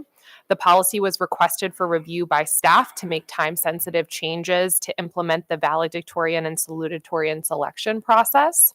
Staff has recommended removing the word character from the application process as they deemed it would be too subjective for inclusion. The remaining criteria are leadership, service, and academic performance measured by the quality point average. I'd be happy to take any questions you have on policy II. Okay, seeing no lights, I think we can move on. Moving on to other action items, item 6.04, items of legislation. Ms. Wilson. Thank you, Mr. Silkworth. Again, Grace Wilson, and I'd be happy to take any questions you have regarding the bills and the items of legislation exhibit before you or my recommended positions. Dr. Tobin. Yes. Thank you, Ms. Wilson. I know it's been a long day. I specifically had a question on Bill 8B 0523, County Boards of Education, root causes of chronic absenteeism and expulsion, investigation and reporting. It is under the set of bills where we have taken no position. And I just wanted to ask you to clarify a little, because at least on my initial read, it looks like there would be costs involved with such reporting. So I'd just like to understand our position a little better. Our staff feels that we're already doing this work, so it would not have any additional burdens to us or financial liabilities. I thought we were, but I just wanted to clarify that. Thank you. Thank you very much. Okay, I'm seeing no more lights. Thank you all. Now, board members, I'm looking at items 6.05, 6.06, and 6.07. Would there possibly be a motion to bundle? Oh, sure. So moved. Second. Oh, so we have a motion to bundle. We have a second. We have consensus. Okay, Dr. Bedell. All right, Mr. President, the superintendent recommends approval of the bundled items on the other action items, number 6.05, 6.06, and 6.07. So moved. Second. Okay, we have a motion and a second. Is there any discussion? Seeing no lights, Ms. Howe. Ms. Dent? Aye. Dr. Tobin? Aye. Ms. McDermott? Aye. Ms. Pulliam? Aye. Ms. Schallheim? Aye. Ms. McFarland? Aye. Ms. Hamdawi? Aye. And Mr. Silkworth? Aye. Motion passes 8-0. Okay, we're going to be moving on to item 6.08, our superintendent's recommended fiscal year 2026 capital budget and 6-year plan. Dr. Bedell. Thank you, Mr. President. The superintendent recommends approval of the operating budget and any approved adjustments.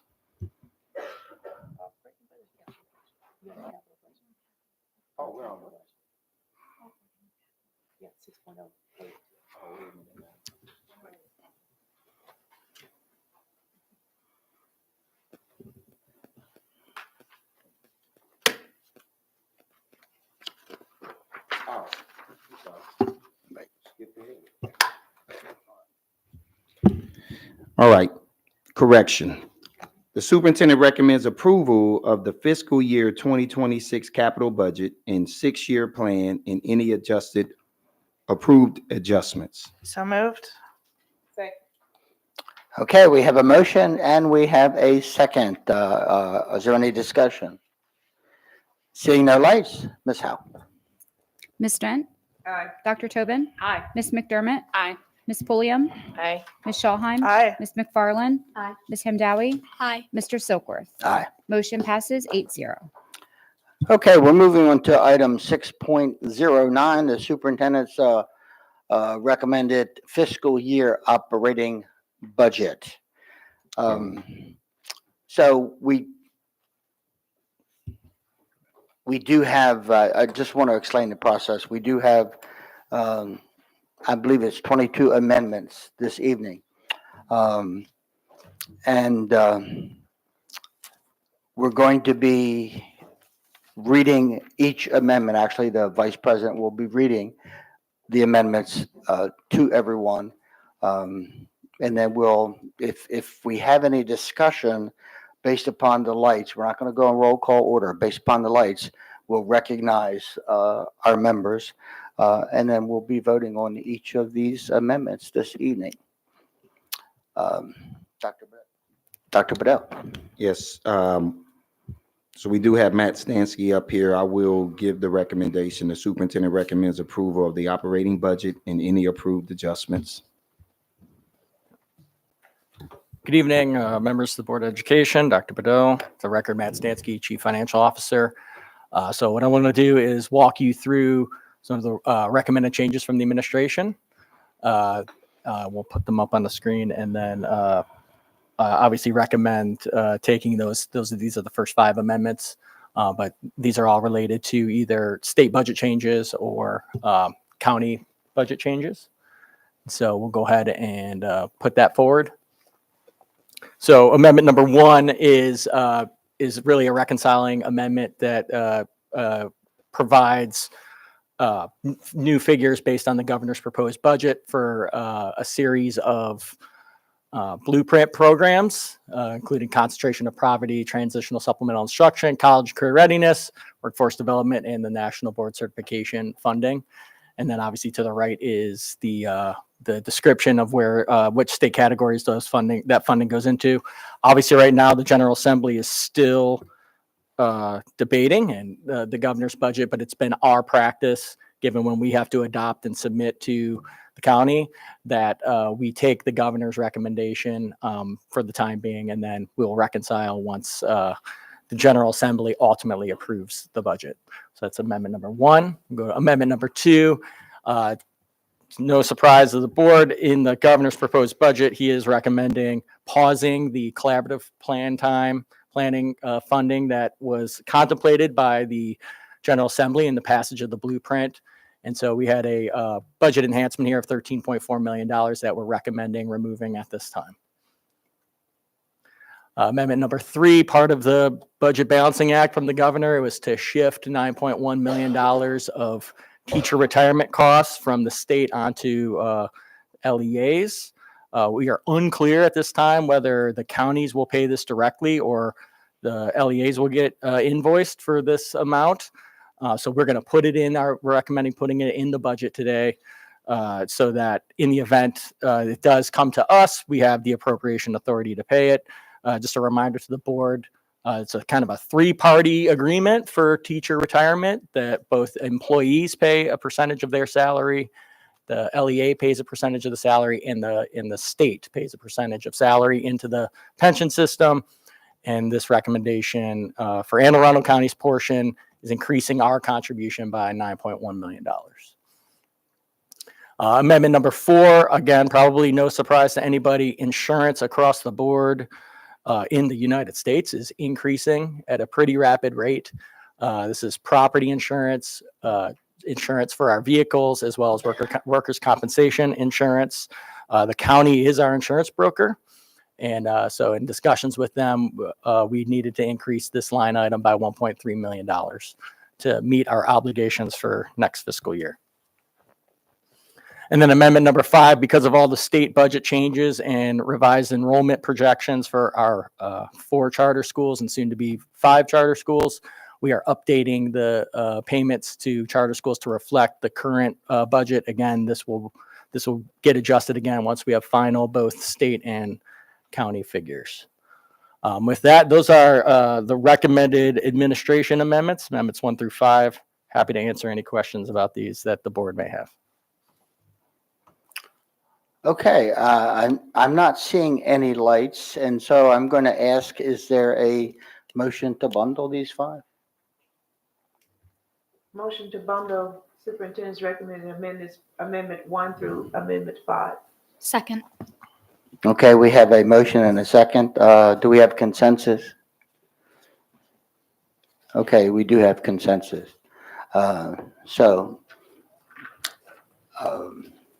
We have a recommendation or a motion. I just did the motion. Any second? Yeah. Yeah, we motioned to bundle. Now we need a motion to move the bundle. I thought he did. Go ahead. I did a motion at the beginning, Yes. but let me go back. All right. So the superintendent recommends, let me go back to this, approval of the amendments presented to this school board, amendments 1 through 5, to be approved. So moved. Second. Okay, we have a motion, we have a second. Is there any discussion? Seeing no lights, Ms. Howe? Ms. Dent? Aye. Dr. Tobin? Aye. Ms. McDermott? Aye. Ms. Pulliam? Aye. Ms. Schallheim? Aye. Ms. McFarland? Aye. Ms. Hamdowie? Aye. Mr. Silkworth? Aye. Motion passes 8-0. Thank you. So now we're going to move on to the Board of Education recommended amendments. Amendment number 6, Ms. Dent. I move that amendment number 6 to remove constituency services liaison be approved. Second. Okay, we have a motion. We have a second. Any discussion? Dr. Tobin.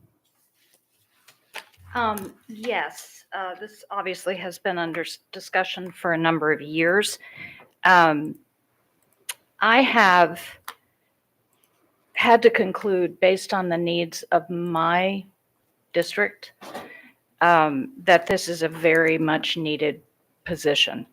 And just for the record, because this has been an ongoing area of confusion. So we, unlike any other elected body that's representative, do not have constituent services officers. If you look at the county council, if you look at your state delegation, if you look at your congressperson, they all do. And it is particularly complicated by our position as also serving in an appellate capacity. So as Board of Education members, we sit and hear appeals.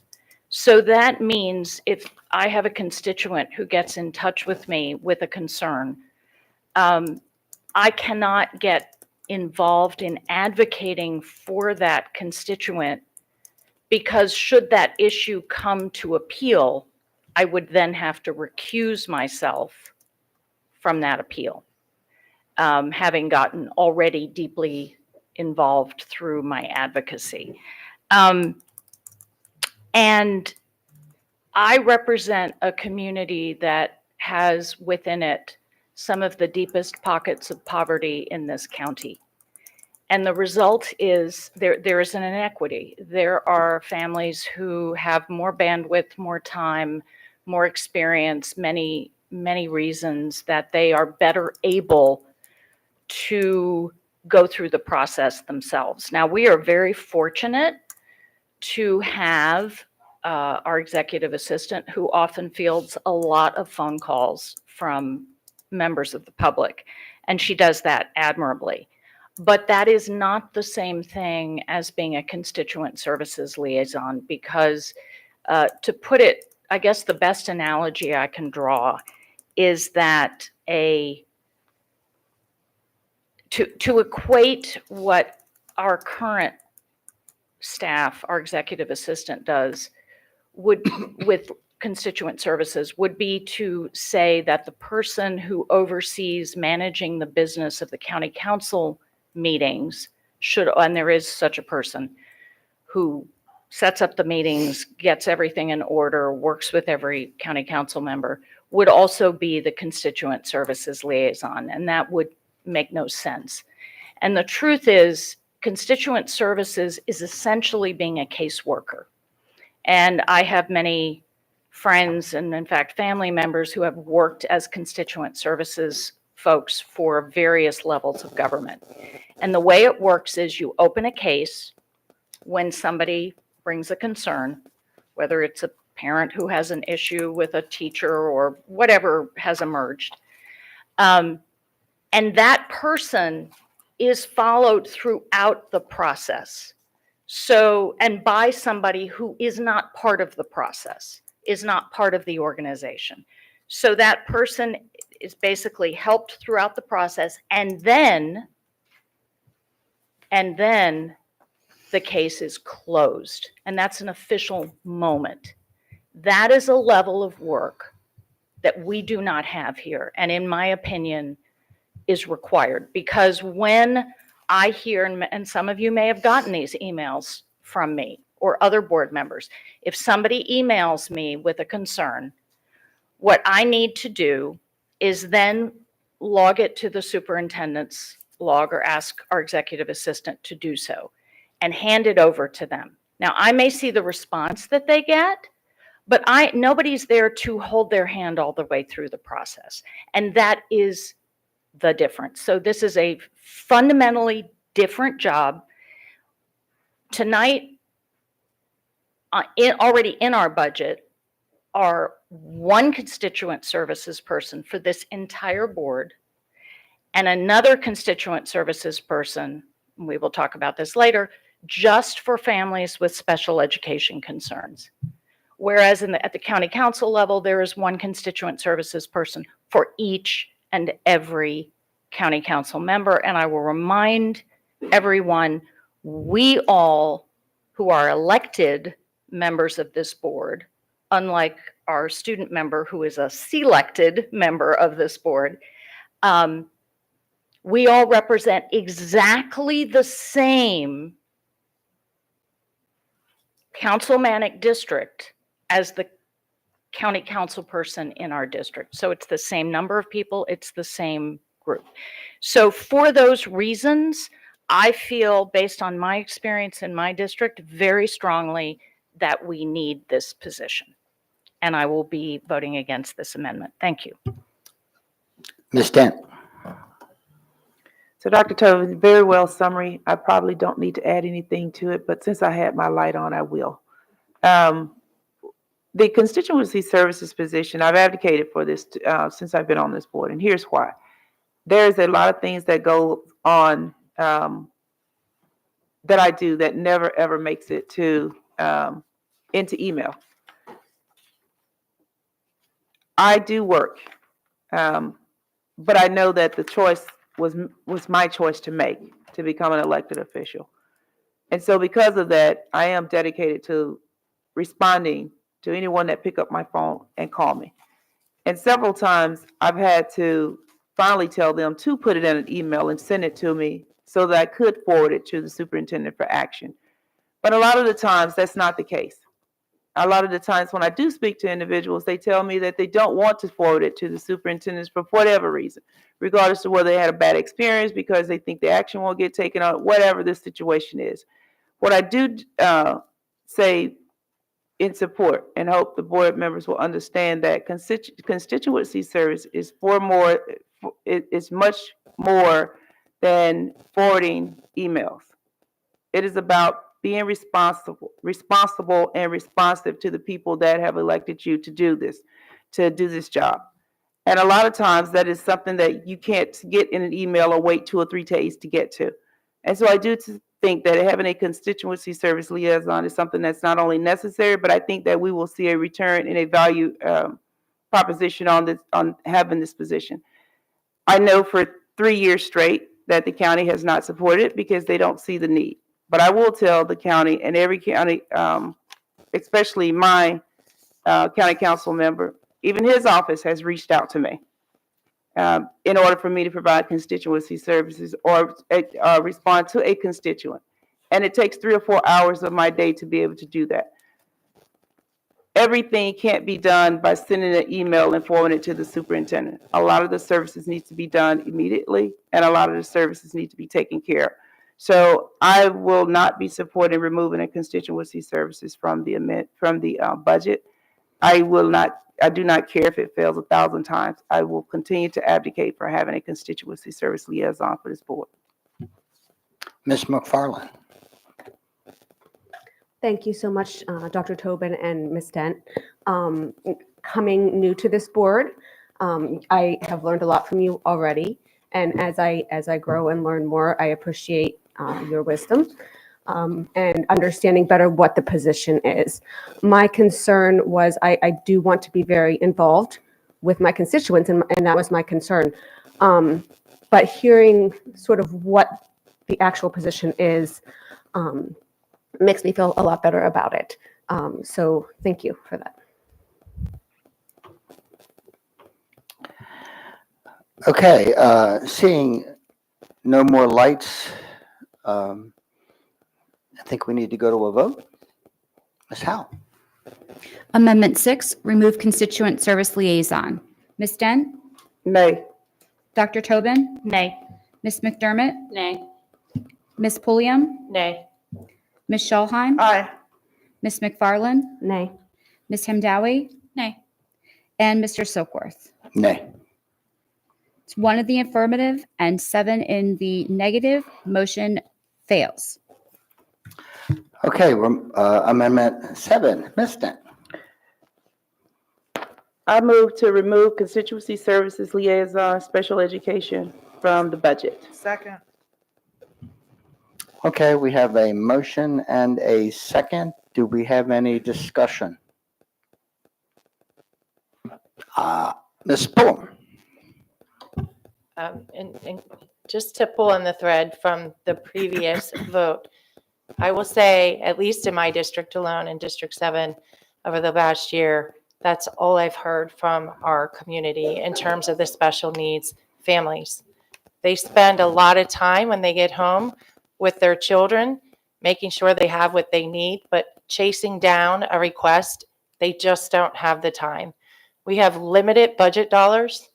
We aren't able, as you saw on the last chart, to fill all of our spots with all the teachers that we need. This person can help with the hemorrhaging and help put family members at ease to know someone is on top of what they're looking for. I will be voting for this against this amendment, not for. But again, this is something that I've heard not once, but from numerous people. And the message was, if we could just have a constituent service person, then we'd be much better off. Thank you. Okay, seeing no more lights, Ms. Howe.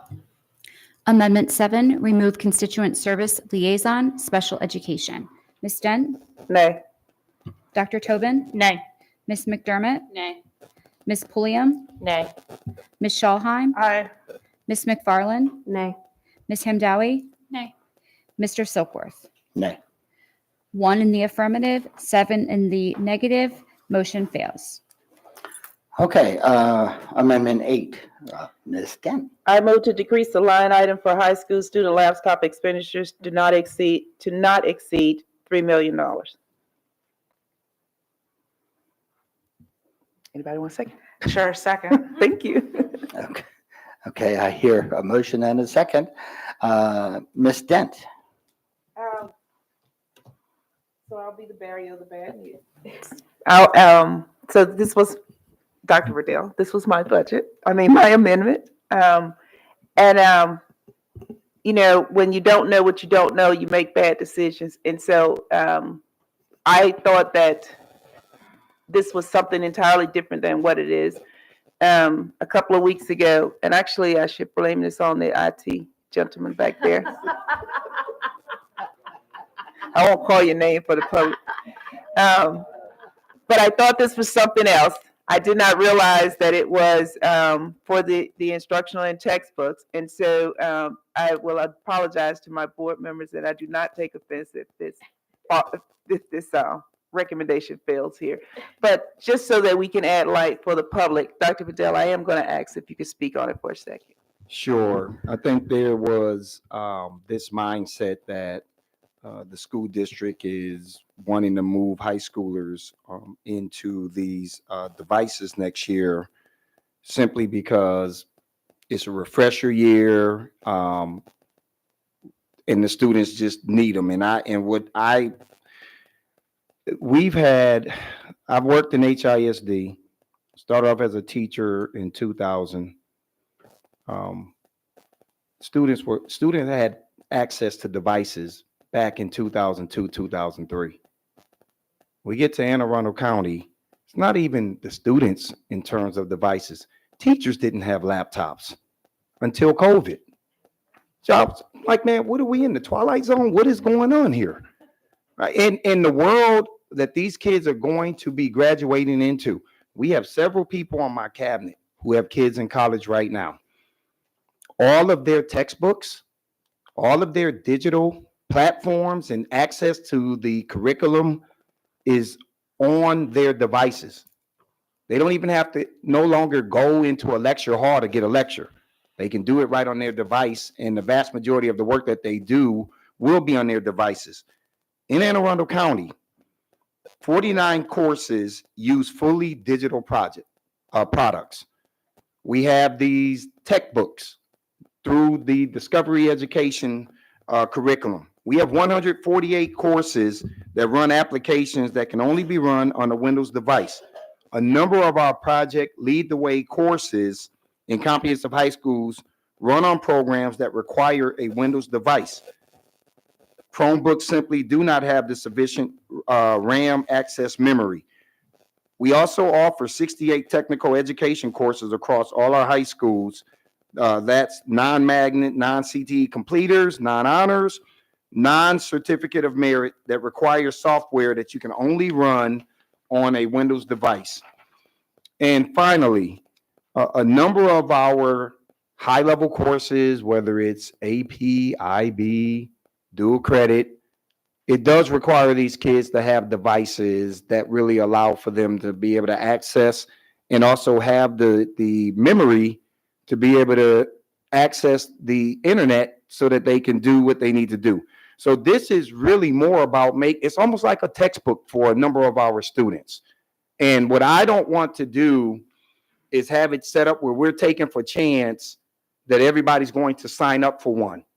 It's also a protective measure, because what we've been doing in Anne Arundel County is we will allow students to bring in devices from outside. It compromises our security system. I've been a part of a very vicious cyber attack back in 2017. 7 servers locked out, had to pay $49,000 in Bitcoins to these people who attacked our servers. And when we got the servers back, they were scrambled. So I had to rebuild. No phone system, no printer system, no bells ringing in our school. And I was most worried about, did they go in and steal data? Are my students' social security numbers or employee social security numbers out now on the black market? I don't want to take that chance here. So part of what we're also trying to do as we become more digital in our platforms and the access that we provide to teachers is also make sure that we're protecting our interests. So it's really twofold what we're trying to do, especially at the high school level. So, I have my chief academic officer here if you all need more information. I don't need any more information. I just want the public to be aware of what the $6 million line item was for, and that I will fully support. Well, I should say I will fully support opposing this amendment. Okay, Ms. Hamdawi. Could you please clarify what will be done with the surplus of Chromebooks that we were using at the high school level? She wants to know what will be done with the surplus of Chromebooks. I do. So thank you. Christina Catalano, Chief Academic Officer. I'm going to start, but Mr. Borkowski's here if I don't say this correctly.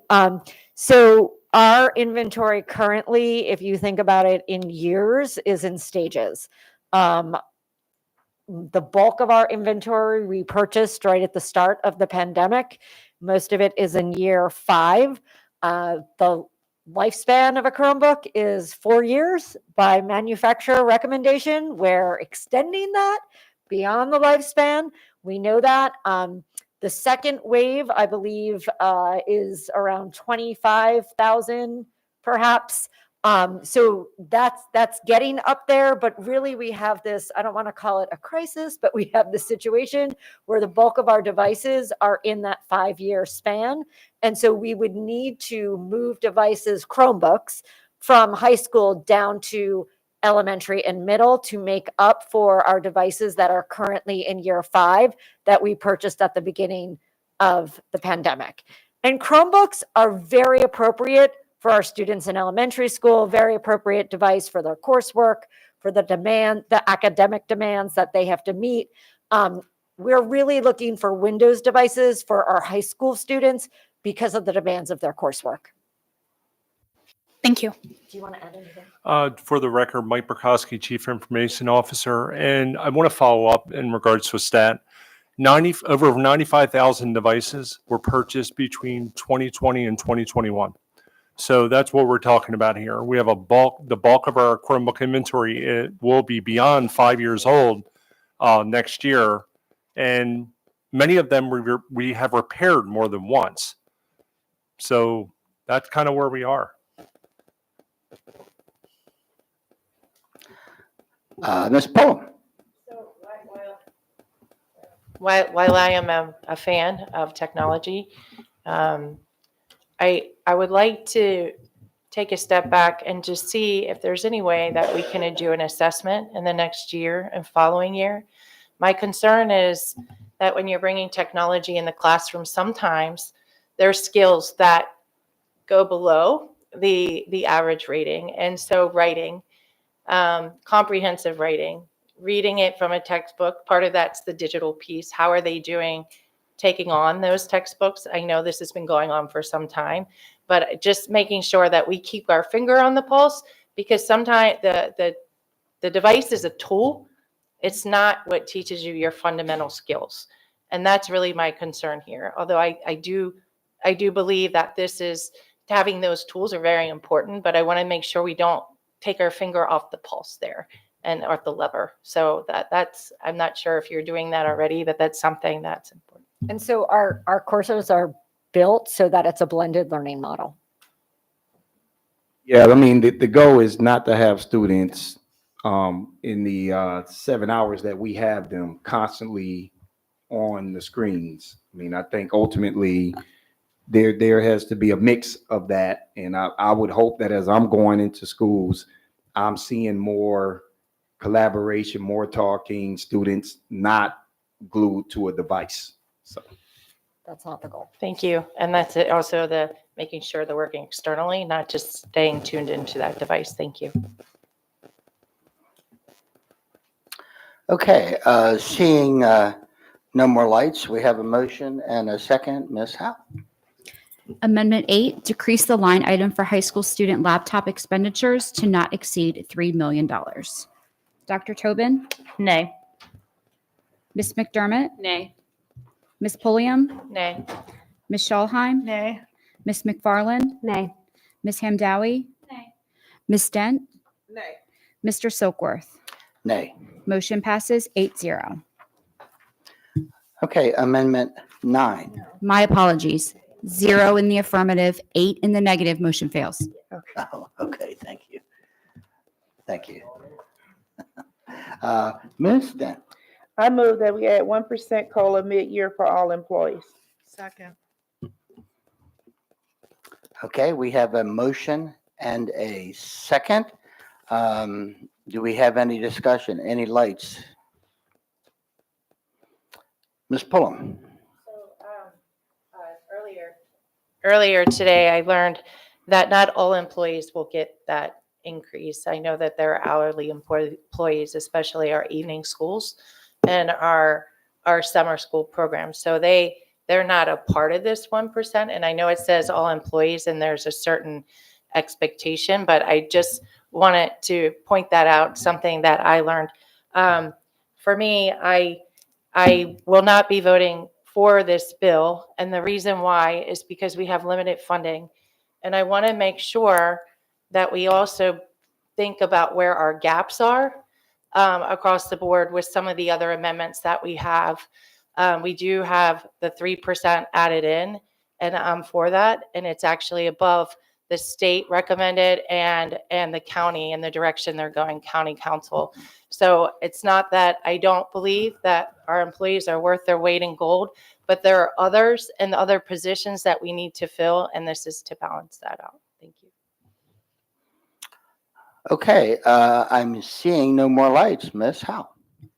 Amendment 9, add 1% COLA mid-year for all employees. Ms. Dent? Nay. Dr. Tobin? Aye. Ms. McDermott? Aye. Ms. Pulliam? Nay. Ms. Schalheim? Aye. Ms. McFarland? Aye. Ms. Hamdawi? Aye. Mr. Silkworth? Aye. That's 6 in the affirmative, 2 in the negative. Motion passes.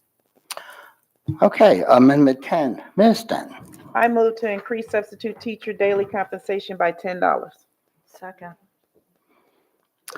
We have a motion and a second. Any discussion? I do not see any lights at this time. Seeing none, Ms. Howe? Amendment 10, increase substitute teacher daily compensation by $10. Ms. Dent? Aye. Dr. Tobin? Aye. Ms. McDermott? Aye. Ms. Pulliam? Aye. Ms. Schallheim? Aye. Ms. McFarland? Aye. Ms. Hamdawi? Aye. Mr. Silkworth? Aye. Motion passes 8-0. Okay, we're moving on to Amendment 11. Ms. Dent? I move to subject to negotiating process, provide $1,000 incentive pay to employees with 30 years or more who agree to work for one more year. Second. Okay, we have a motion and a second. Ms. McDermott? Mr. President, I just want to get this on the record because I was under the impression that this was considered supplemental income or a bonus. And I know a lot of the people that I had spoken with had also assumed that. I just wanted to get it on the record that it is not a bonus. Absolutely. It was the intent and is the intent that this is not a bonus, that this is the $1,000, for instance, that $1,000 becomes a part of the salary for the employee. If they decide to stay another year, and if we do that, then they get another $1,000. But it is not a bonus. Right, because we want our employees to That be was able never to the intent. pull home enough, all the money that they can and not be taxed at 22%. So very good. Thanks. Ms. Pullum? Thank you. For this particular situation, thank you for the clarification. Because when you think belong, grow, and succeed, that also means retainment for our employees. They're really worth more than this, but it's a start. And that's something as funding changes based on needs and opportunities, I think we should look back at that in the out years to look at how we can increase that, but not today and it's in these fiscal times. Dr. Tobin? Yeah, I thought it might be worth laying out for the public who may not necessarily be aware of this, that as it currently stands, there for our educators, there are 25 years of experience, 25 steps. And a step means with that experience, you get a certain raise, essentially. And that stops at year 25. And so by this calculation, we would have had educators who were working an additional 5 years with receiving no step in those years. And should it be offered, only the cost of living adjustment. So this is an attempt, as Ms. Pulliam has noted, to find a way, at least a beginning of a way, to encourage as many of our veteran seasoned educators as possible to stay, because we know there's great value for our system and our students in that, and to offer them an opportunity to do it without essentially having to forego any kind of additional raise in that process. So thank you. Thank you. So I guess I would simply say that I taught for 49 years, and so I reached step 25 at 25 and went 24 years. And for many of those years, I got a COLA. There were some years when we didn't even get a COLA. And so retainment of our teachers is critical. Retainment of experienced teachers is critical for our students so that they can belong, grow, and succeed. So, Ms. Schallheim. Yes, I have a clarifying question. Is this $1,000 a year for every year, 30 years and beyond? I just want to make sure I understand. But yes. Yeah. Okay, thank you. Okay, seeing no more lights, Ms. Howe. Amendment 11, subject to the negotiating process, provide $1,000 incentive payment to employees with 30 years or more who agree to work for one more year. Ms. Dent? Aye. Dr. Tobin? Aye. Ms. McDermott? Aye. Ms. Pulliam? Aye. Ms. Shawheim? Aye. Ms. McFarland? Aye. Ms. Hamdowie? Aye. Mr. Silkworth? Aye. Motion passes 8-0. Okay, Ms. Dent, item or amendment 12. I move that subject to negotiating process to add $87,000 to the budget to provide school counselors with the national board certification, $10,000 stipend that teachers receive based on the blueprint, as well as $7,000 for working in an identified blueprint low-performing school. Second. We have a motion and an enthusiastic second. So I'm looking for some lights. I'm not seeing any lights. So I guess I will just simply say, I've always tried to be a good listener. My colleagues on this board and Dr. Bedell, we have always tried to be a good listener. We have to operate based upon the blueprint in the state of Maryland. And the mandate of the blueprint, it mandates that we send resources where the needs are, and that's absolutely critical. But like a lot of things, the blueprint is not perfect. It has its, what I guess I would call faults. And I think this happens to be one of them.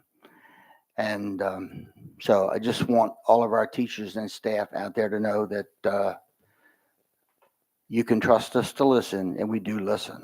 So having said that, seeing no more lights, Ms. Howe.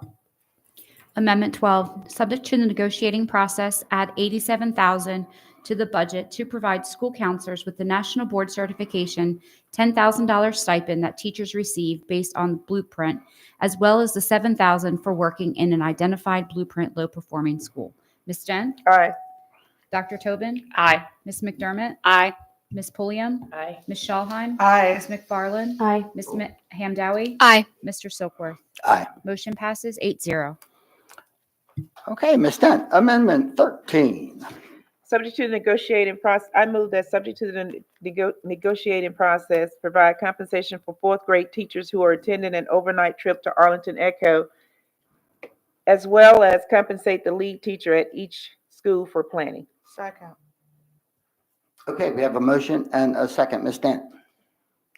So this one right here struck home. I didn't make the recommendation, but I'm glad that they did. I really had spoken with the superintendent and their staff about how did this happen. I don't know how it happened, but I do believe that anyone that spent the night overnight, 16 extra hours, and I don't know that that's to be the number. This just was the number that was given at several of the budget hearings about how for years that these teachers had did this as a volunteer exercise. And I don't understand how this happened or how we got here, but I do would ask the board members to support that when you have someone not only spending the night overnight, but entrusting to make sure that our children get exposed to nature and all the things that Arlington Echo has to offer. I would not like the opposite of that, to where because they wasn't being compensated, that you no longer had the volunteers that would want to do that. And then that leads to a bigger issue. So I will be supporting this motion, and whoever brought it forward, I thank you for bringing it forward. Ms. McDermott. So I did bring this motion forward simply because we believe in compensating people for their labor. So thank you. Ms. Pulliam. I believe in the out years, we should also look at other classes where they're taking trips with their students. There are some classes where they're a 4-day trip, and that's a lot of responsibility. And I would like for us to look at that as we move forward. Okay, thank you. Seeing no more lights, Ms. Howe. Amendment 13, subject to the negotiating process, provide compensation for fourth grade teachers who are attending an overnight trip to Arlington Echo, as well as compensate the lead teacher at each school for planning. Ms. Dent? Aye. Dr. Tobin? Aye. Ms. McDermott? Aye. Ms. Pulliam? Aye. Ms. Shawheim? Aye. Ms. McFarland? Aye. Ms. Hamdawi? Aye.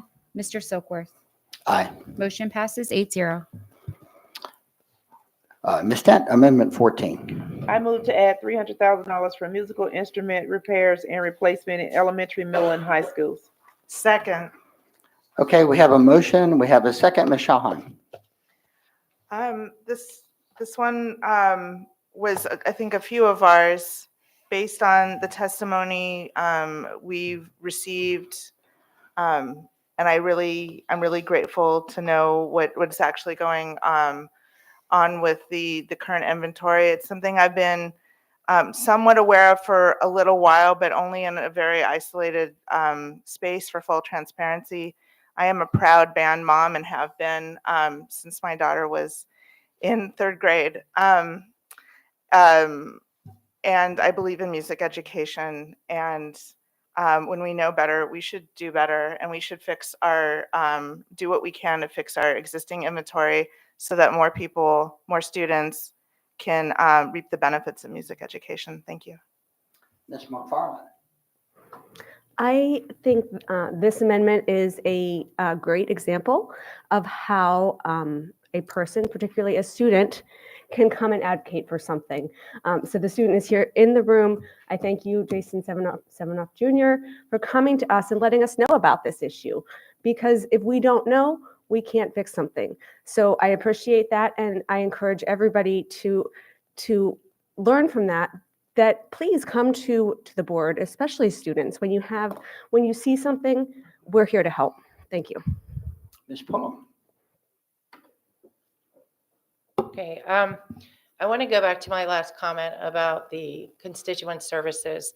This comment is going to follow that.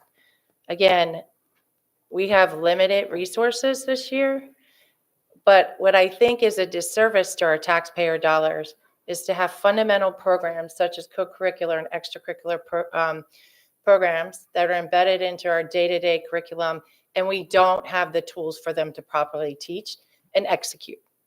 We have schools that don't have the basic instruments, and that is a travesty. We also have, and so we'll hear this later, but even with the teachers, I'll say this now, there are teachers that are teaching 4 sections in one class. That makes it very, very difficult for the planning and making sure that those students get the right amount of attention and get the skills that they need. Co-curricular, extracurricular, they're awesome because it broadens the horizons for our students. And so I thank you, and I will be voting for this. Okay, seeing no more lights. Ms. Howell. Amendment 14, add $300,000 for musical instrument repair and replacement in elementary, middle, and high schools. Ms. Dent? Aye. Dr. Tobin? Aye. Ms. McDermott? Aye. Ms. Pulliam? Aye. Ms. Shawheim? Aye. Ms. McFarland? Aye. Ms. Hamdawi? Aye. Mr. Silkworth? Aye. Motion passes 8-0. Okay, Ms. Dent, Amendment 15. I move to add 3 secondary music teachers. Second. Okay, we have a motion and a second on Amendment 15. Ms. Shawhan. Yes. So again, proud band parent, have been for a while.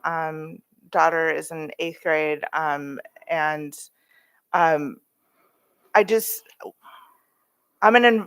when I have my parent hat on, and when I'm in the school as a volunteer, and when I go to concerts and I see 250 plus students in a fall concert or a spring concert with one instructor, I start wondering. And so I asked a bunch of questions, as I usually do. And it's not, this is an enormous caseload for any teacher.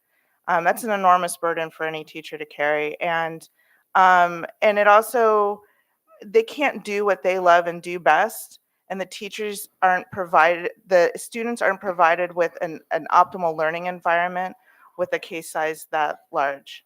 And this is not about Severna Park Middle, although that's where my initial inquiry started, just because that's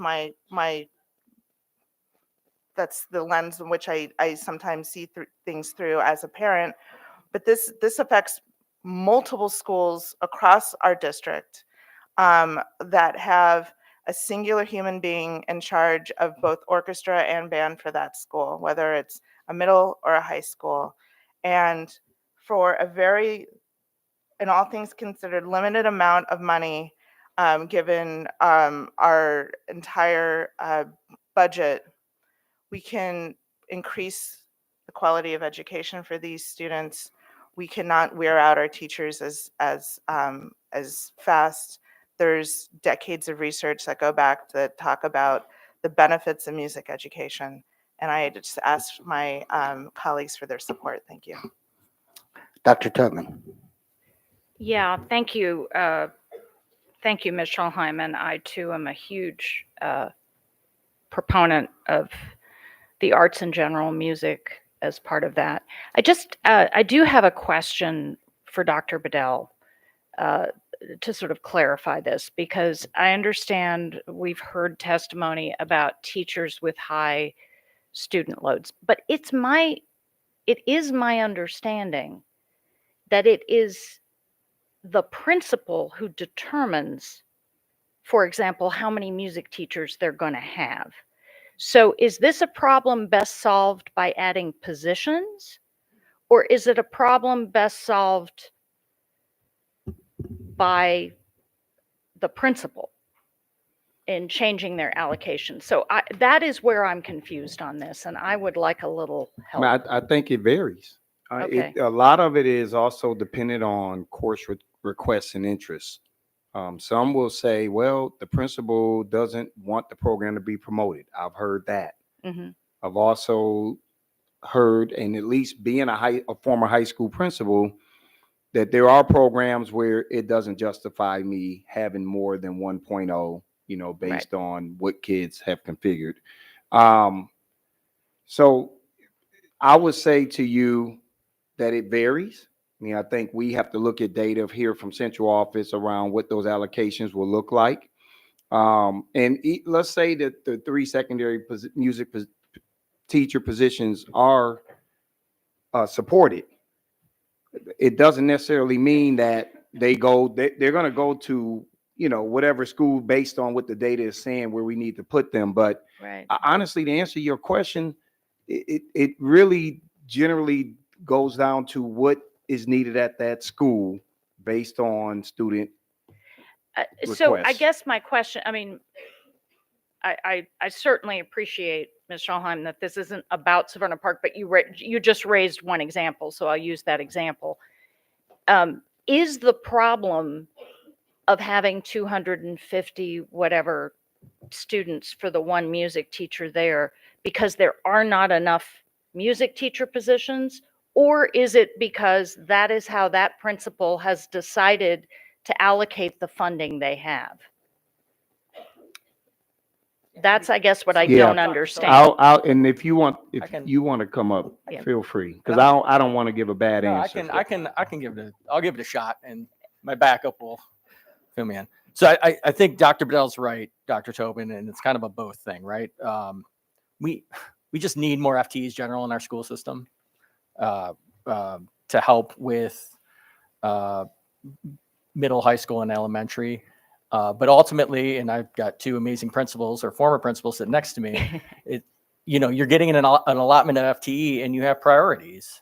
Right. And sometimes the trade-off is a smaller class size in math and reading at the expense of a larger class size in your electives, right? And so band, orchestra in middle and high school are electives. Right. And so sometimes principals have to make those tough choices, just as the 8 of you have to make tough choices here tonight on priorities to make that happen.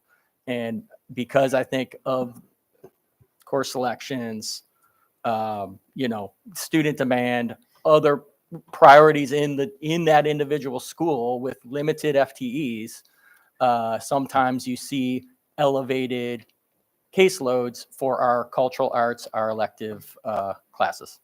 How'd I do? You did Great. great. Thank you. Yeah. The only Did really well. because you're balancing your class sizes. Right. And so you have to make tough decisions around where you want to have smaller class sizes, where you can maybe afford to have larger class sizes. The only thing I would add is when principals are given their FTEs, they don't receive them in a way where it says you have 10 English FTEs, you have 9 math FTEs, you have 5 world language FTEs, you have 2 music FTEs. That is not the way they receive their staffing allocations. They receive a pot of FTEs. They're not labeled as a content specific FTE when they receive their staffing allocations at the secondary level. It's a little bit different at the elementary level, but since this is specifying secondary, I just wanted to add that when they receive their staffing allocations, it does not denote a specific content area. So if I'm following, to sort of extrapolate to the one example we have,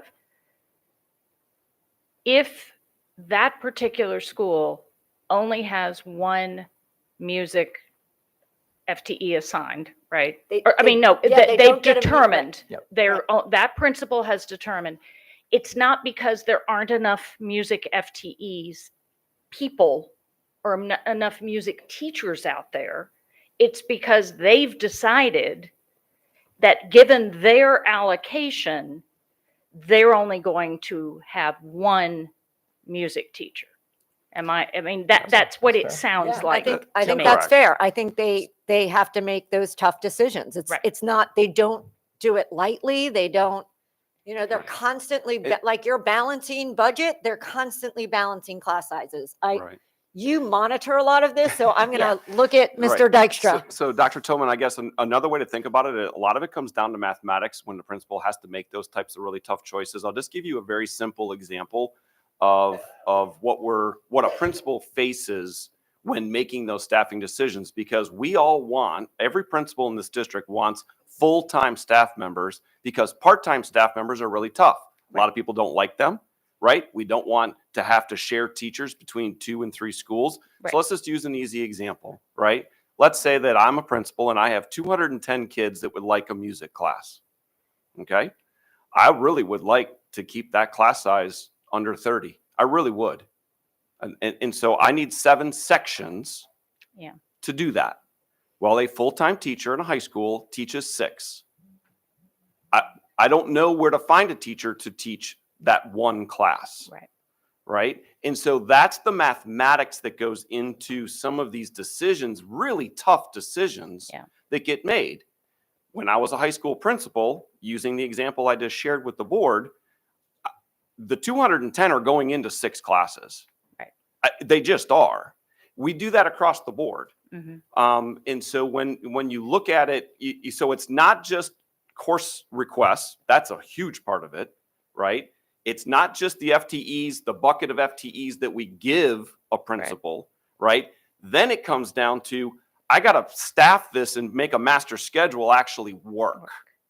And so most principals will go to great lengths to avoid what we call part-time positions or partial positions, because I either got to partner up with my dear friend, Miss Catalano, who's also a principal, and saying, hey, could you use a 0.5 music teacher? Because boy, I would love to share one with you. No, I need a 0.6. Right? And then you still have to find a candidate who's willing to work in 2 different schools in a split position. So it gets, the more you get into the weeds, the harder some of those decisions are to make. And so it really is a lot of mathematics. It's a lot of averages, and it's hard. They're not easy. As Ms. Catalano said, they're not easy decisions. They're just not. So I guess my bottom line question then is, do we have insufficient music teachers to fill the FTEs that principals are requesting? No. Okay. All right. Thank Okay, you. we have Ms. Schauheim and then Ms. Stanton and Ms. Bull. I am genuinely confused because I was told that there are currently zero available, vacant secondary music positions right now, and if I'm misspeaking, I'm sure I will be corrected. So that's 0 vacant positions. I did ask of our 50 whatever vacant positions right now, knowing that at least 3 schools in our system, Crofton Middle, Old Mill Middle School South, Severna Park High School, have north of 230 kids for one singular human music teacher. That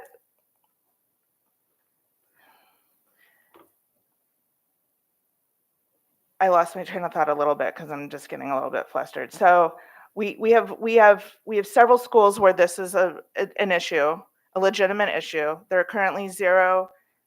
This is what I wanted to say. There are currently 0 open positions in secondary music. I asked, well, we have X number of vacant positions available system-wide, knowing that this is a huge caseload for any teacher. Could we convert some positions to music teachers?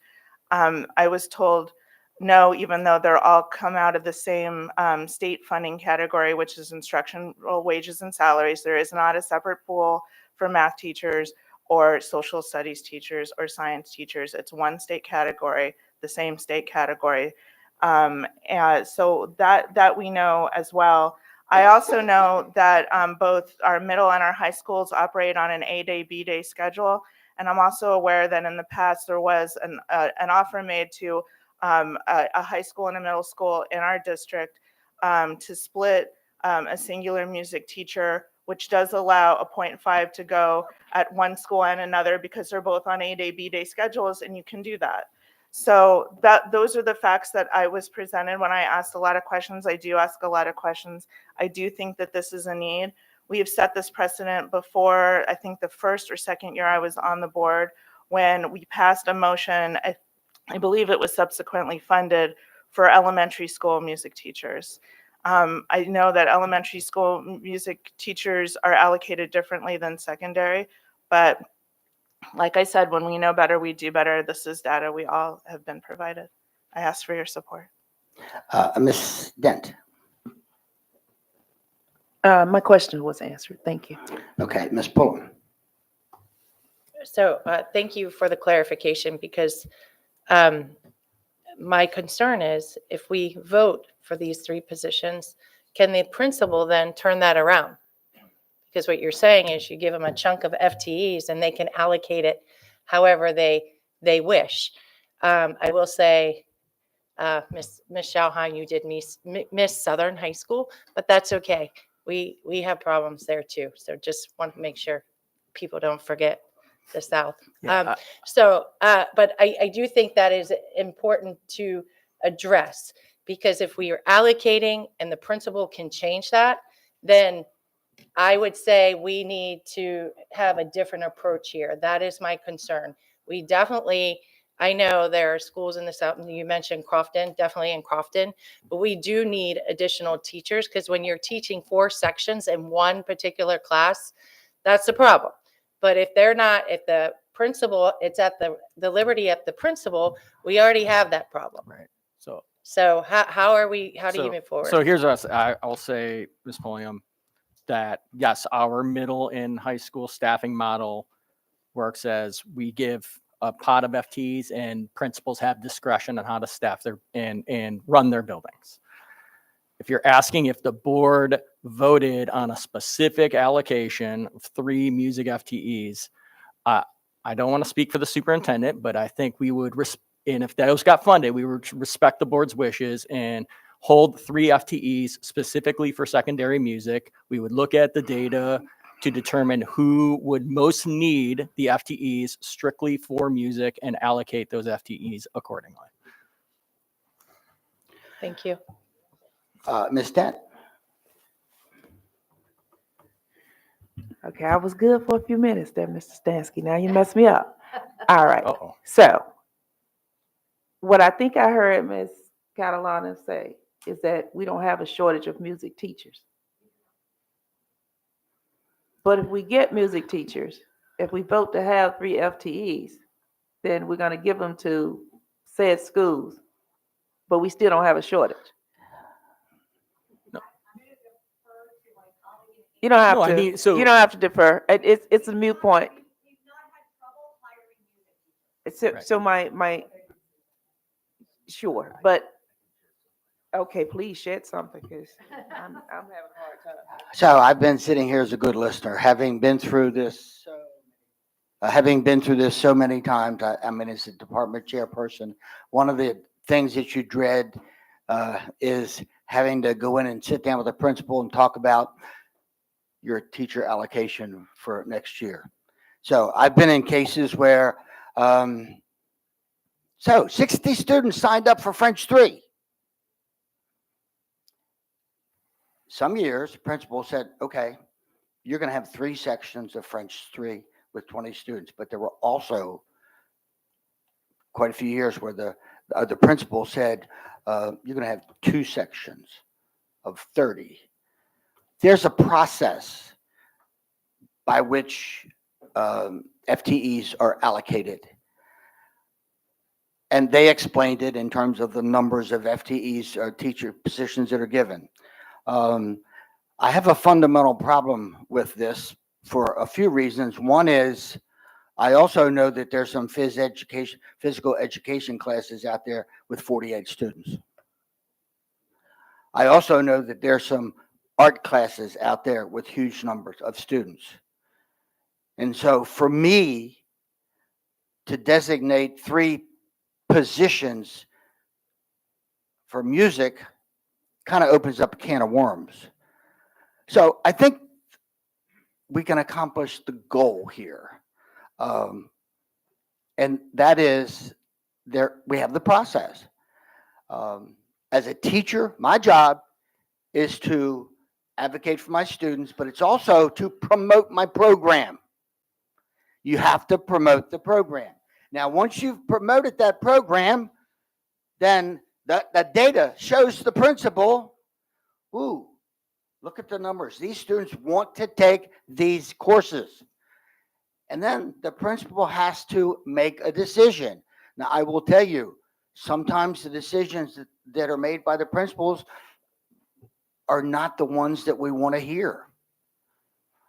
Sometimes the principals have other concerns in terms of FTEs, and they may want to put 2 there, but they can't because they have some other things they have to deal with. So, having said that, the teachers, the parents, the students who sign up for these programs, they need to be advocates. And in the event that this problem exists, there's no reason, it's my understanding, Dr. Bedell, that the school can advocate at a higher level for additional positions to meet the needs. Yeah, I would say we need to be careful because this discussion is heading down a path that's not going to be healthy for me as a superintendent in this school board. Because once the school board starts to make decisions on dictating what should be done administratively, we've crossed the governance administrative line. And I feel like that's kind of where this conversation has headed to. And I just, I think ultimately, to your point, Mr. Silkworth, I think you said it.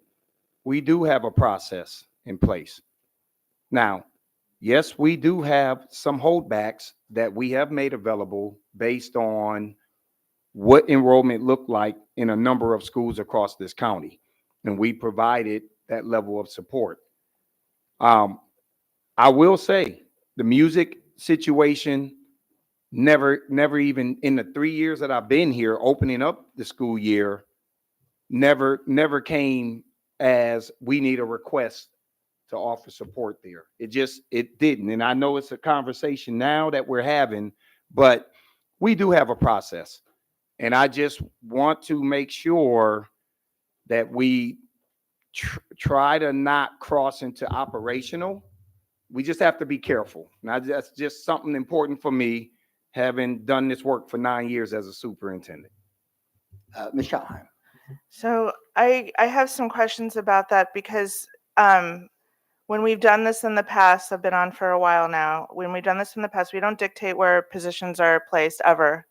That's counselors, that's psychologists, and we've added those every year. So so I will state that, like, how is one different from the other? How is one not crossing a line, but the other is when we're adding staff at our schools, adding school-based staff to fill positions, to meet the need, to bring down caseload that is super high, both at, when we talk about like school counselors, school psychologists, we are adding staff every year to a budget to bring down those caseloads for those staff at the school. We've done this in the past, my first year on, with elementary school students. So I would just like to understand how this is different from the amendments we have coming up, 16, 17, 18, 19, 22. How is it different? Because we're not ever crossing a line and saying, thou shalt put these positions at this school or that school. That is not what I am saying, nor would I. This is adding positions to a budget because we're not able, for whatever reason, to convert instructional wages and salary staff to meet the need and bring down the caseload of some of these teachers face. And I'm not saying put it here or there. This is not about my kid's school. This is about a problem that we have exposed and explored through asking questions, as we do every year, as we have for school counselors, as we have for school psychologists, to bring down the caseload. Please explain how one is different than the other, and I thank you in advance for that. I'll give it a shot. So I think, yes, so on the elementary side, the district allocates various cultural arts, right? So we have a cultural arts. So yes, there was music. I believe that was approved 6 or 7 years ago. I think the difference here is how the district allocates secondary teaching positions, right? Counselors, yes. PPWs, yes. Social workers, yes. Those are specific FTEs. From a secondary standpoint, the administration does not allocate based on subject or content area. We allocate based on general FTE. And I think Mr. Silkworth brought up a good point of, are we going to start going down the road of, okay, we have caseload issues in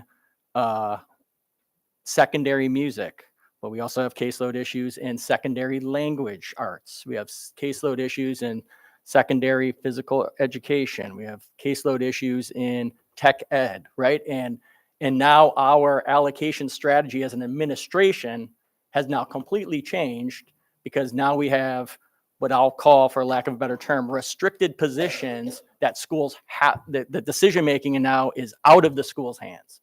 So what I said to Ms. Pulliam was, we're gonna look as a team, and if this passes and the council funds it, we're gonna have 3 FTEs just for this, and we're gonna dictate to that school, you have to use this FTE to bring your caseloads down for music, period, full stop. That principal may say, my English language learner population just grew 20%. I really need some additional support. I would have loved to have used an FTE for that. And we're going to say, no, you can't, because there's now been an edict that you must use this for secondary music. And I think the concern may be then going down the path of, well, if this worked, maybe we can get some extra FTEs for phys ed or tech ed, and then all of a sudden that principal autonomy around scheduling becomes more difficult. But the one that passed 6 years ago wasn't in that vein? No, because elementary, we allocate differently. We allocate based on grade and subject area. So we allocate based on PE, we allocate based on art, we allocate based on music, we allocate based on triple E. So those are specific allocations that happen each year. Okay, Ms. Pullman. My concern that just rose to the top here is that coming onto the board, understanding what's our swim lane. I've, coming as a new member, it's know where you know your role. That's basically know what's operational and know what's board business, and we are governance. My concern, if I'm hearing you correctly, is that we're in a slippery slope right now, which I was not thinking about when I originally looked at this, because I will tell you, we do have problems and principals are making decisions. But what I'm also hearing is it really is in the office of operation. Is that what I'm hearing? Yes. Okay. Okay, seeing no more lights, Ms. Howe. Ms. Howe. Amendment 15, add 3 secondary music teachers. Ms. Dent? Nay. Dr. Tobin? Nay. Ms. McDermott? Nay. Ms. Pulliam? Nay. Ms. Schallheim? Aye, and I'll always fight for you. Ms. McFarland? Nay. Ms. Hamdawi? Nay. Mr. Silkworth? Nay. 1 in the affirmative, 7 in the negative, motion fails. Okay, moving on, Ms. Dent, Amendment 16. I move to add 2.0 social workers to the budget, to the operational budget. Second. We have a motion and a second. Dr. Tobin. Thank you. I have, I initially brought this amendment, and I just wanted to give some clarification in case there was confusion. For those of you who've had nothing else to do for the last several weeks and have been reading through the multi-hundred-page budget, you may have noticed that under the section community schools, it actually says an increase of, I think it was 7.5 social workers. But that is very specifically community schools based on projected community school funding. If you look at program enhancement in the budget, which is where the superintendent and his staff list the increases that they are looking for, you will see nothing about social workers. And so as I looked into this, it became clear to me that while community schools, depending on assuming the projected funding is as we hope, could increase social workers as needed, those schools that are not designated as community schools would not have that possibility. As has been noted in the previous conversation, we as Board of Education members do not, cannot, and should not dictate to the superintendent where a position goes, because that would be undue pressure from a particular board member. We are all equally Dr. Bedell's bosses, and so he is obligated to treat all our districts with equal concern. And so I will raise an example of the need for social workers that I know of in my district, but this is not with the goal of directing where that goes. It has long been a concern at Annapolis High that there is only one social worker for a school population of about 21, a little over 2,100 students. And the single social worker at that school, and that is a school with a farms rate just shy of 60%, I believe, at last count. That social worker receives the caseloads from 3 social workers in the feeder middle schools. So it's obviously very difficult. Social workers do incredible amounts of work to connect students and their families with appropriate resources. And when there are sufficient social workers, it takes a burden off all staff in the school, educators, administrators, and so forth, because social workers are highly trained and are particularly equipped to make sure that that work is done. So I just want to clarify the budget for anybody who's confused about that. And I also want to explain my thinking.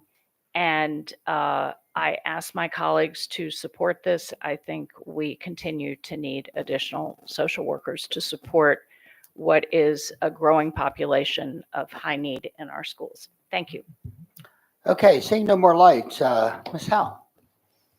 Amendment 16, add 2 social workers. Ms. Dent? Aye. Dr. Tobin? Aye. Ms. McDermott? Aye. Ms. Pulliam? Aye. Ms. Schallheim? Aye. Ms. McFarland? Aye. Ms. Hamdawi? Aye. Mr. Silkworth? Aye. Motion passes 8-0. Okay, Ms. Dent, Amendment 17. I move to add 4.0 school counselors to the operating budget. Second. We have a motion and a second. See no lights, no discussion. Ms. Howe. Amendment 17, add 4 school counselors. Ms. Dent? Aye. Dr. Tobin? Aye. Ms. McDermott? Aye. Ms. Pulliam? Aye. Ms. Schallheim? Aye. Ms. McFarland? Aye. Ms. Hamdawi? Aye. Mr. Silkworth? Aye. Motion passes 8-0. Okay, Ms. Dent, Amendment 18. I move to add 1.0 pupil personnel worker. It always messes me up. To the operating Hard to budget. get out. Second. We have a motion and a second. Ms. Dent. I was really trying to understand the genesis of the one. Sorry about that. I was trying to understand the genesis of the one PPW and how, I guess, back to my original question, how are we short just one? Is that, okay, so you didn't do that. So anyway, how many PPWs are we short, or do you know? Sure. You mean FTE wise or? Right. I mean, so I think we're fully staffed. Okay. I would probably look to Ms. Jackson to get a better understanding of how many FTEs are needed in general, or how short we How are. short are we? More of the question. Are we short PPWs? Sure, come on down. Haven't seen you all night long, Ms. Jackson.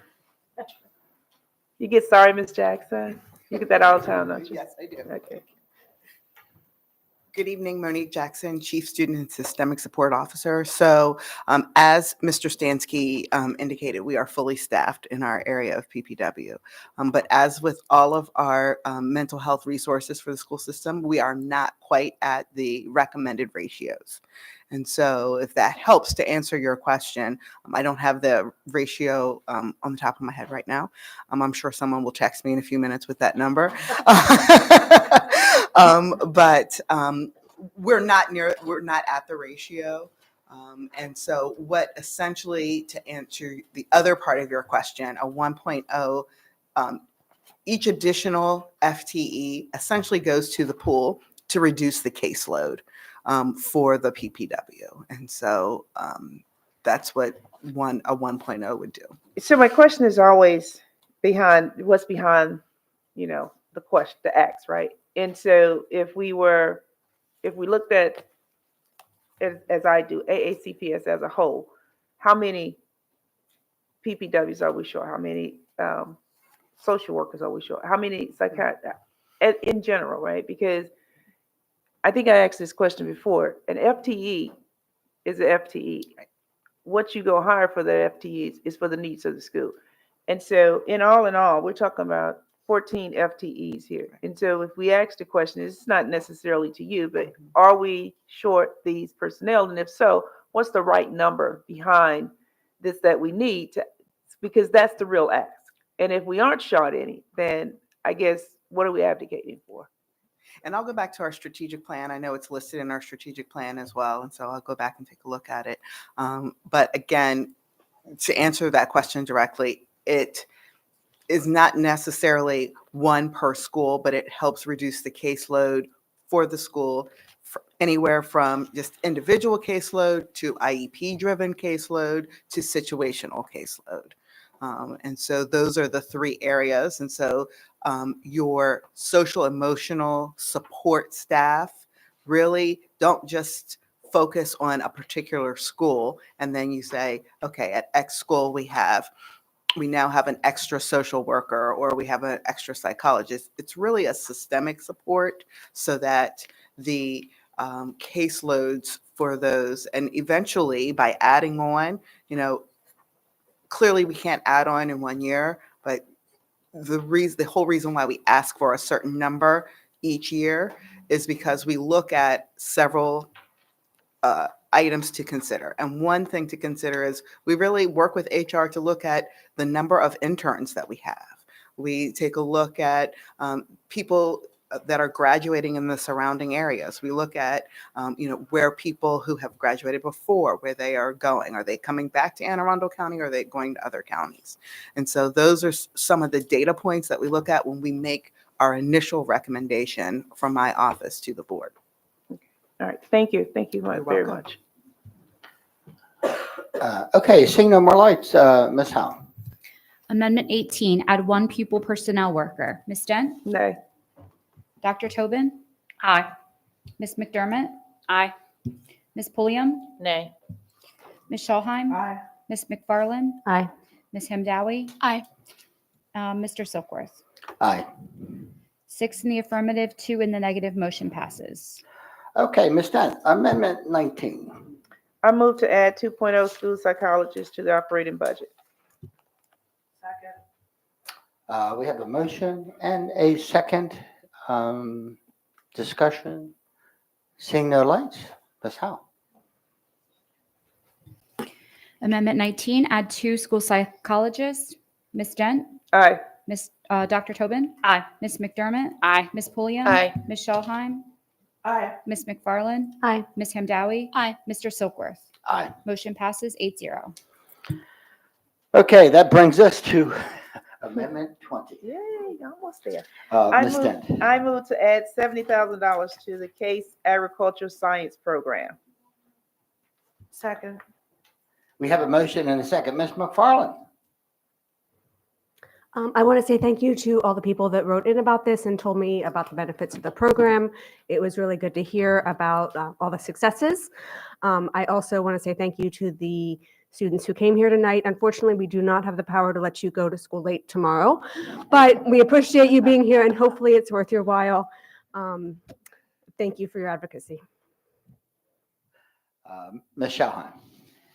Yes, same. There isn't a whole lot of farmland in District 5, but I am such a fan, and a cold kept me away from your 2 events most recently. And, as I've said before a number of times tonight, when problems come to us, I think we try to solve them. I've tried tonight. I'm going to be supportive of this amendment, and I think that I'm just grateful that you're here, and I see you. Thank you. Ms. Pulliam. Thank you very much. Thank you, everyone, for staying and being here from Cat North and Southern. I don't believe we have anyone from the Phoenix Academy. Is that correct? Okay, great. I added this, actually, this amendment, and there's 2 real pieces of this. First, it goes back to co-curricular and extracurricular programs. We have excellent programs. You heard earlier about the STEM program, how well they're doing, but they get funding. They have a line item. We heard about the music program. They have a line item, but there's a lot to be desired in terms of needs to fill the requirements for resourcing, meaning having instruments that work and students not trying to fix them on their own, which sometimes can be more expensive.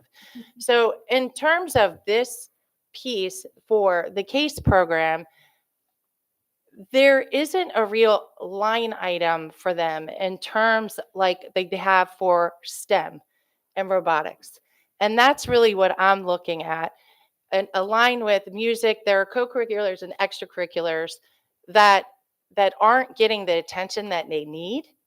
In southern part of our county, and actually across our county, we now have the ICLA program, where agriculture is actually the thread now. It's part of the curriculum for K through 5. And it's really cool because today, students from Southern were able to address 200 elementary school students. So thank you for that. They come, they read stories, they talk to them about agriculture. In order to grow a program, and I say that to anyone, you can say you're a program, but if you don't have a line item, you're really not where you need to be. And if we're going to continue to grow this program, we need to make sure that our schools, our case agriculture programs, have the tools that they need. They have equipment that is broken down that they can't use. There's 3 programs. All of them need the same types of equipment fixed. We need that. We need our Southern FFA to have line items so that they don't, they are 100% fundraised, everything. And while I appreciate STEM, and I am a STEM girl, I also appreciate there are other disciplines that are doing just as well.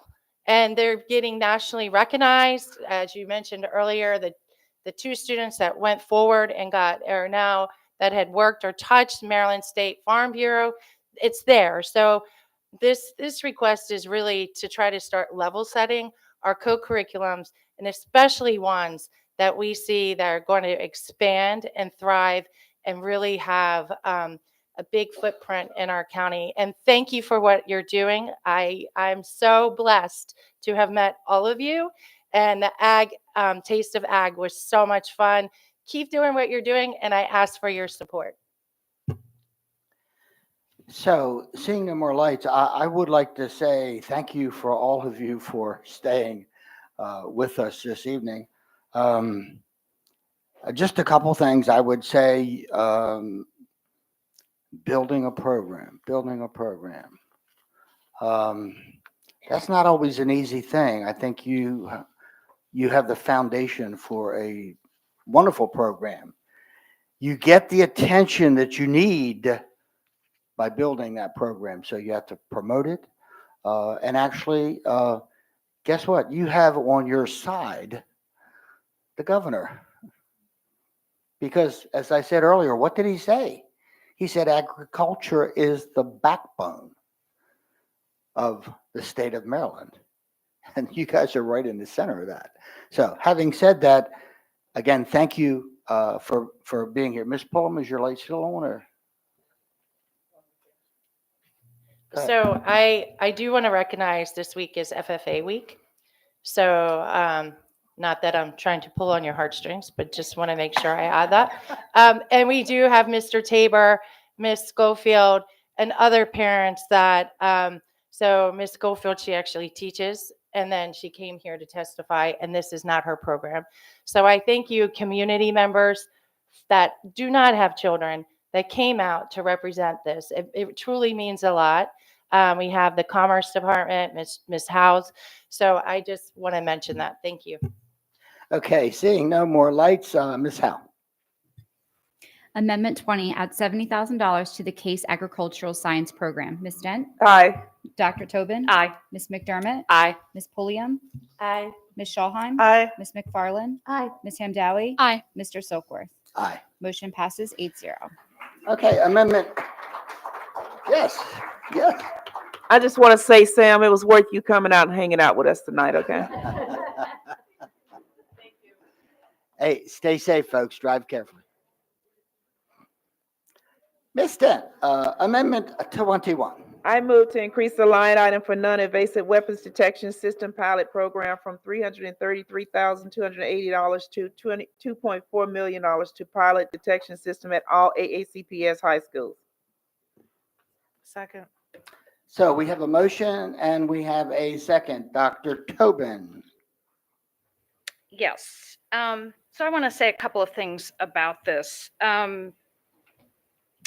So I've received quite a few comments from a number of people in my district who are not happy about this for a host of reasons, and comments from people outside my district as well.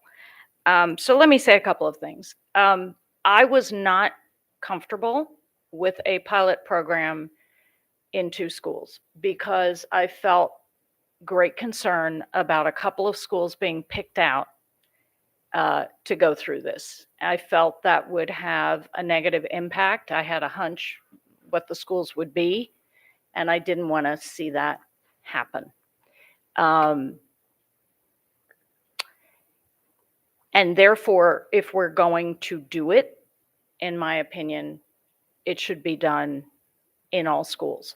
But let me just be clear.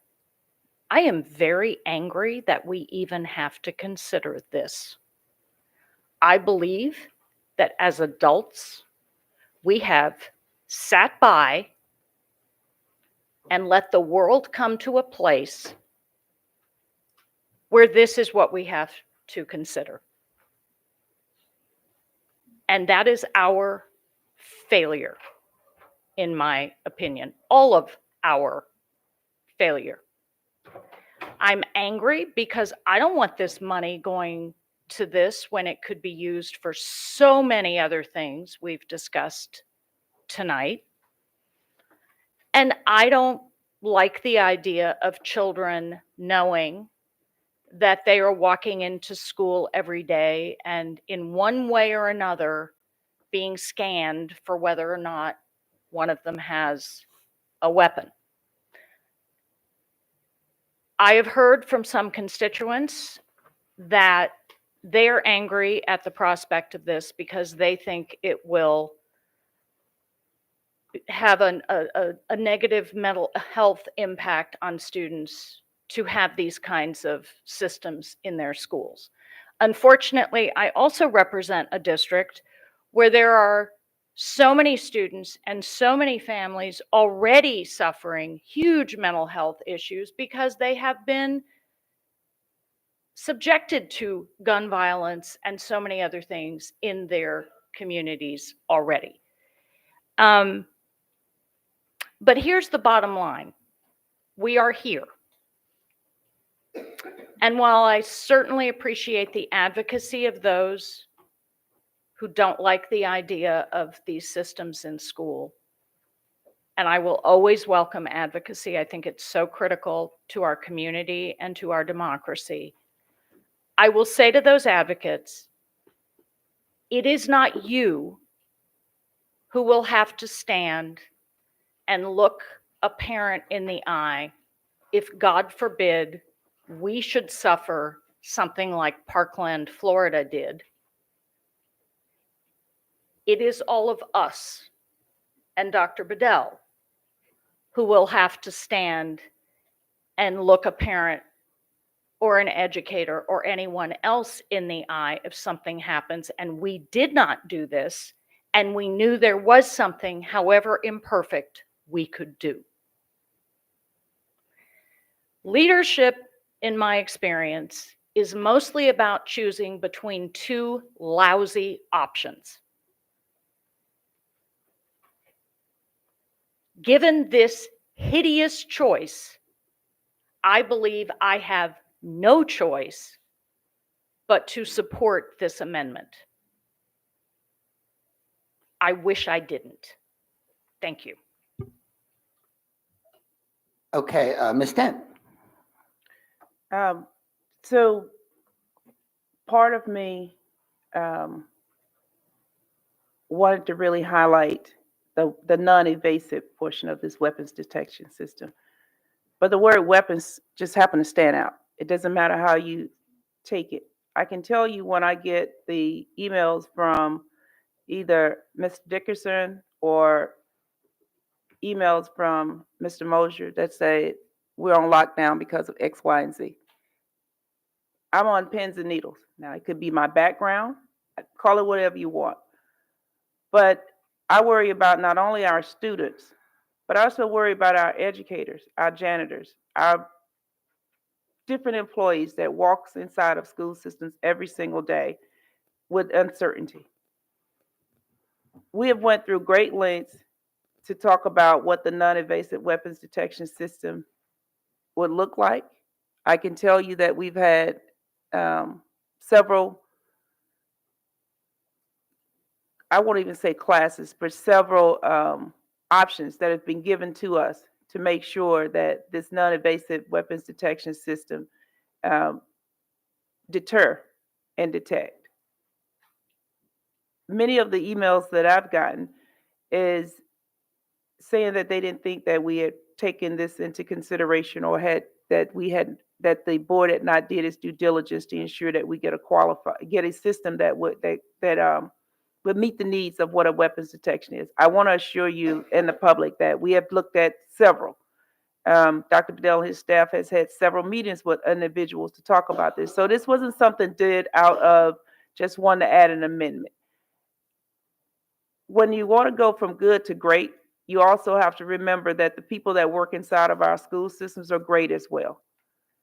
When I left one of the schools in District 1/District 4 after a major incident over a month ago, I can tell you that for that first hour, I thought I was going to lose my mind because the idea of losing a child on my watch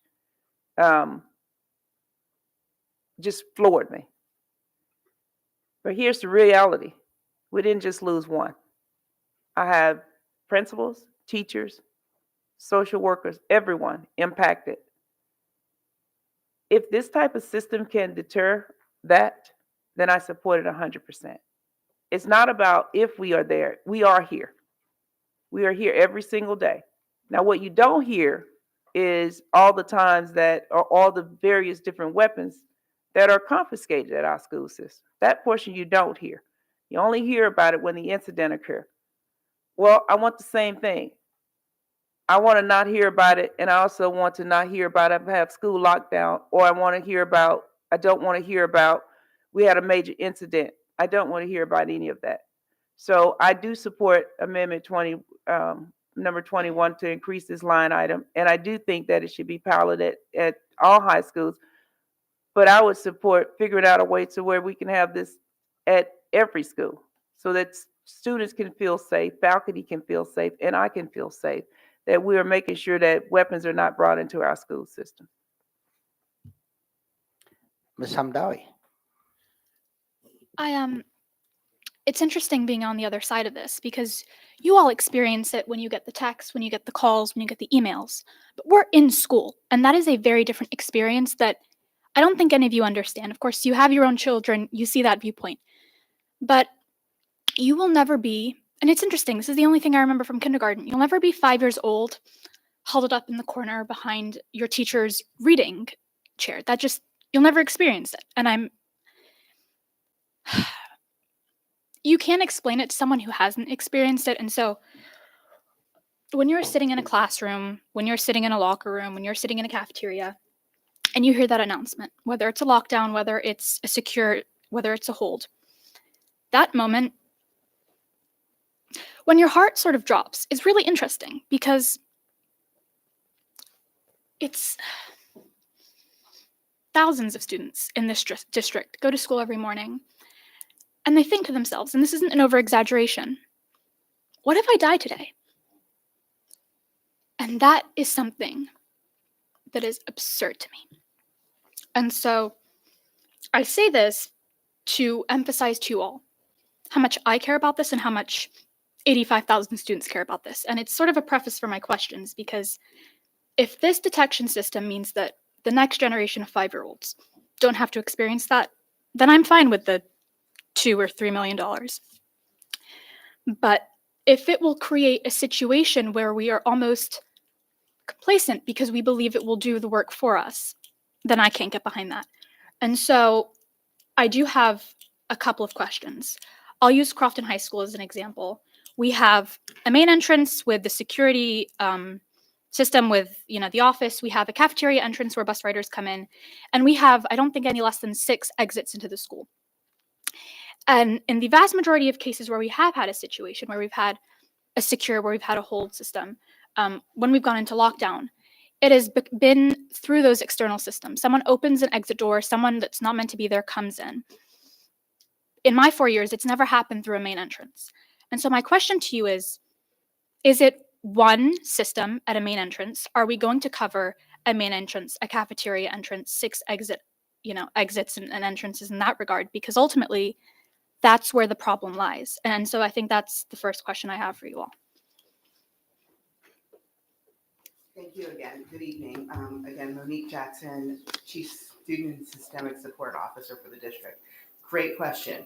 As I explained it to one of your colleagues, it's sort of like a traffic speed stop, right? It gets moved. And so the example that you give is very real, not just at Crofton High School, but at many high schools. And so one day, the system that's meant to be mobile will be in a hall. Another day will be right outside the cafeteria, right? And so it's meant to be mobile, but it's also meant to protect us, or not protect us, to assist with after school events, such as large gatherings like football games, basketball games, because we actually know that that's also where a lot of harm can occur. And so that's why we want to test the mobility. We want to test to see if it's actually going to do what we want it to do. Mhm. And that's why we established it as a pilot program. We didn't establish it as a pilot program because we don't care about the other students that go to all the other high schools. It's quite the opposite. Because we care about them and because we want the best for them, we want to ensure that what we're doing meets our standards. Mhm. Okay, I see. Thank you. And you actually answered a follow-up question. And so operational throughout the day at different events, extracurriculars, that's great to hear. How do you deal with the actual alarms when it goes off? Is it an administrator? Is there a designated person who is responsible for that? Is it an SRO? What does that look like? D, all of the above. Okay. And I don't say that, to be disrespectful, Mhm. but it essentially is the whole school team working together. And again, to reiterate, that's why we tried to institute a pilot so that we could have one of our security, one of the people in our Office of School Security work individually with teams in order to ensure that the professional development occurs, things like that, so that we could sort of, I hate to use the word to make a manual, but that's essentially what it is, right? An unofficial manual of situations. And so that we can, as Dr. Bedell always says, it's okay to make mistakes as we learn from them and try to get better. And so if we find, for example, that, moving from the cafeteria to a hall back to the cafeteria is a complete disaster. Those are some things that we can learn as we continue to grow. Mhm. Okay. Thank you. I appreciate it, Ms. Jackson. Thank you. I will say, when this first came up back in December, when it was first recommended, the first thing I did was ask students. Whenever I saw them in schools, whenever I had a student advisory council meeting, it was like, what do you think about this? And so bottom line, students don't feel safe in schools. We've established that.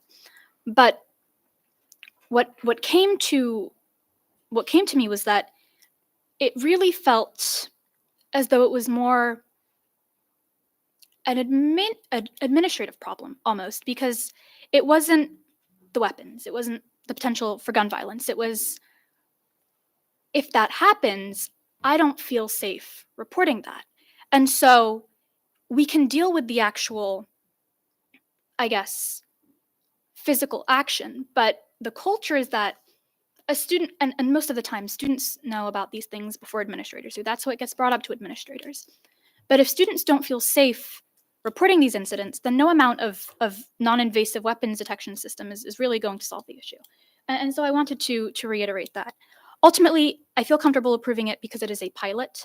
But it was mentioned by Dr. Tobin earlier, a lot of students actually feel less safe because it's almost as though maybe I didn't think I had something to worry about if my school hasn't experienced this. And now, every single morning, I'm being reminded of this of this situation that could possibly occur to me. And I think we need to keep an eye on that and acknowledge that and the emotions that might evoke in students.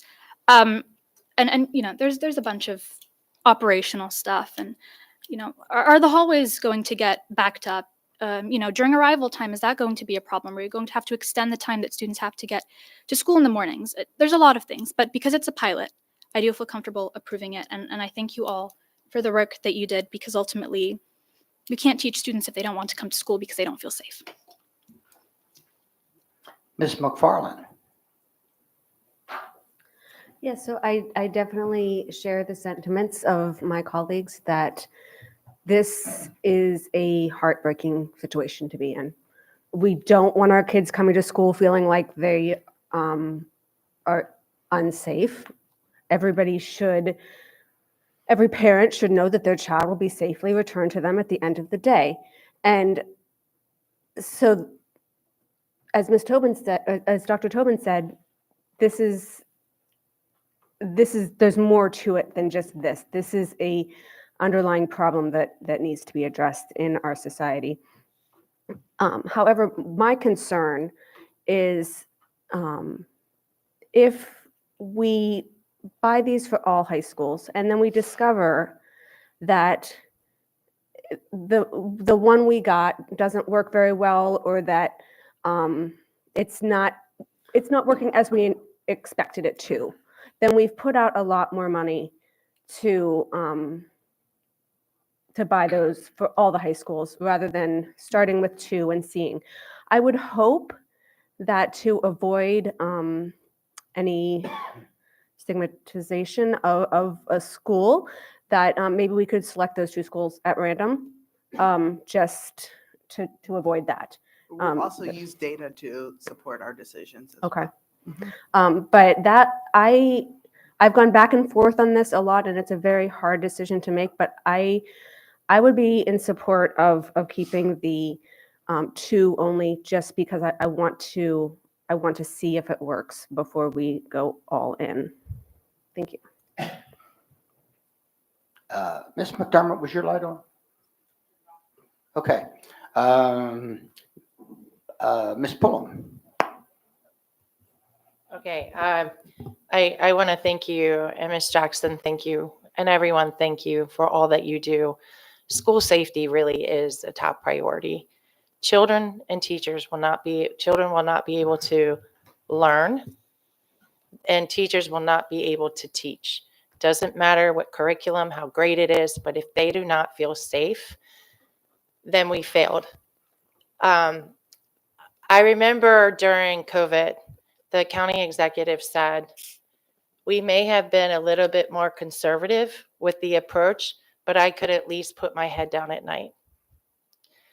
This solution and this amendment, it's not the only solution to keeping our children safe. There are many types of solutions to address this problem, but it does deter.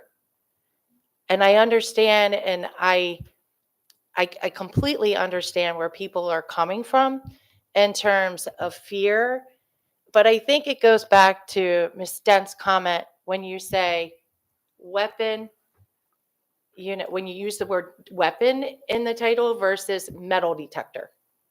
And I think there's a huge difference, because there's not one person that I know, and maybe there are, but that I hear from when they go to King's Dominion or to a football game or a basketball game that says, I don't feel safe. Actually, it's hurry up, we got to get through the metal detector, make sure your purse is this, all those things. But I don't see that as much. But when you say the word weapon, I think it elevates things to a different level.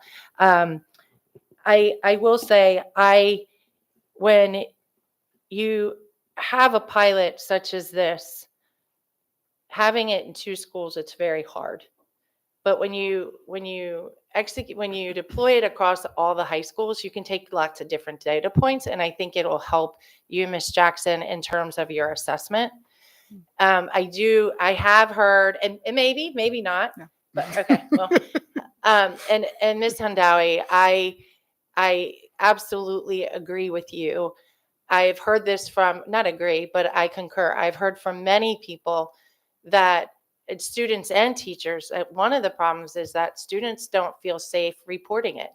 They don't know that their voices are being heard. Again, I think this is just one more solution. There's not one that's perfect, but we have to take parallel routes because at the end of the day, Dr. Bedell is sitting there.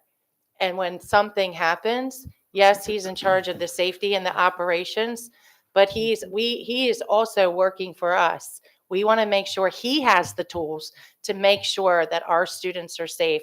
And this pilot will be able to say if this is the right approach. And there are buybacks, and there's also, Ms. Houndowie, I've seen other schools upgrade and pass on things to other schools. So I have seen that.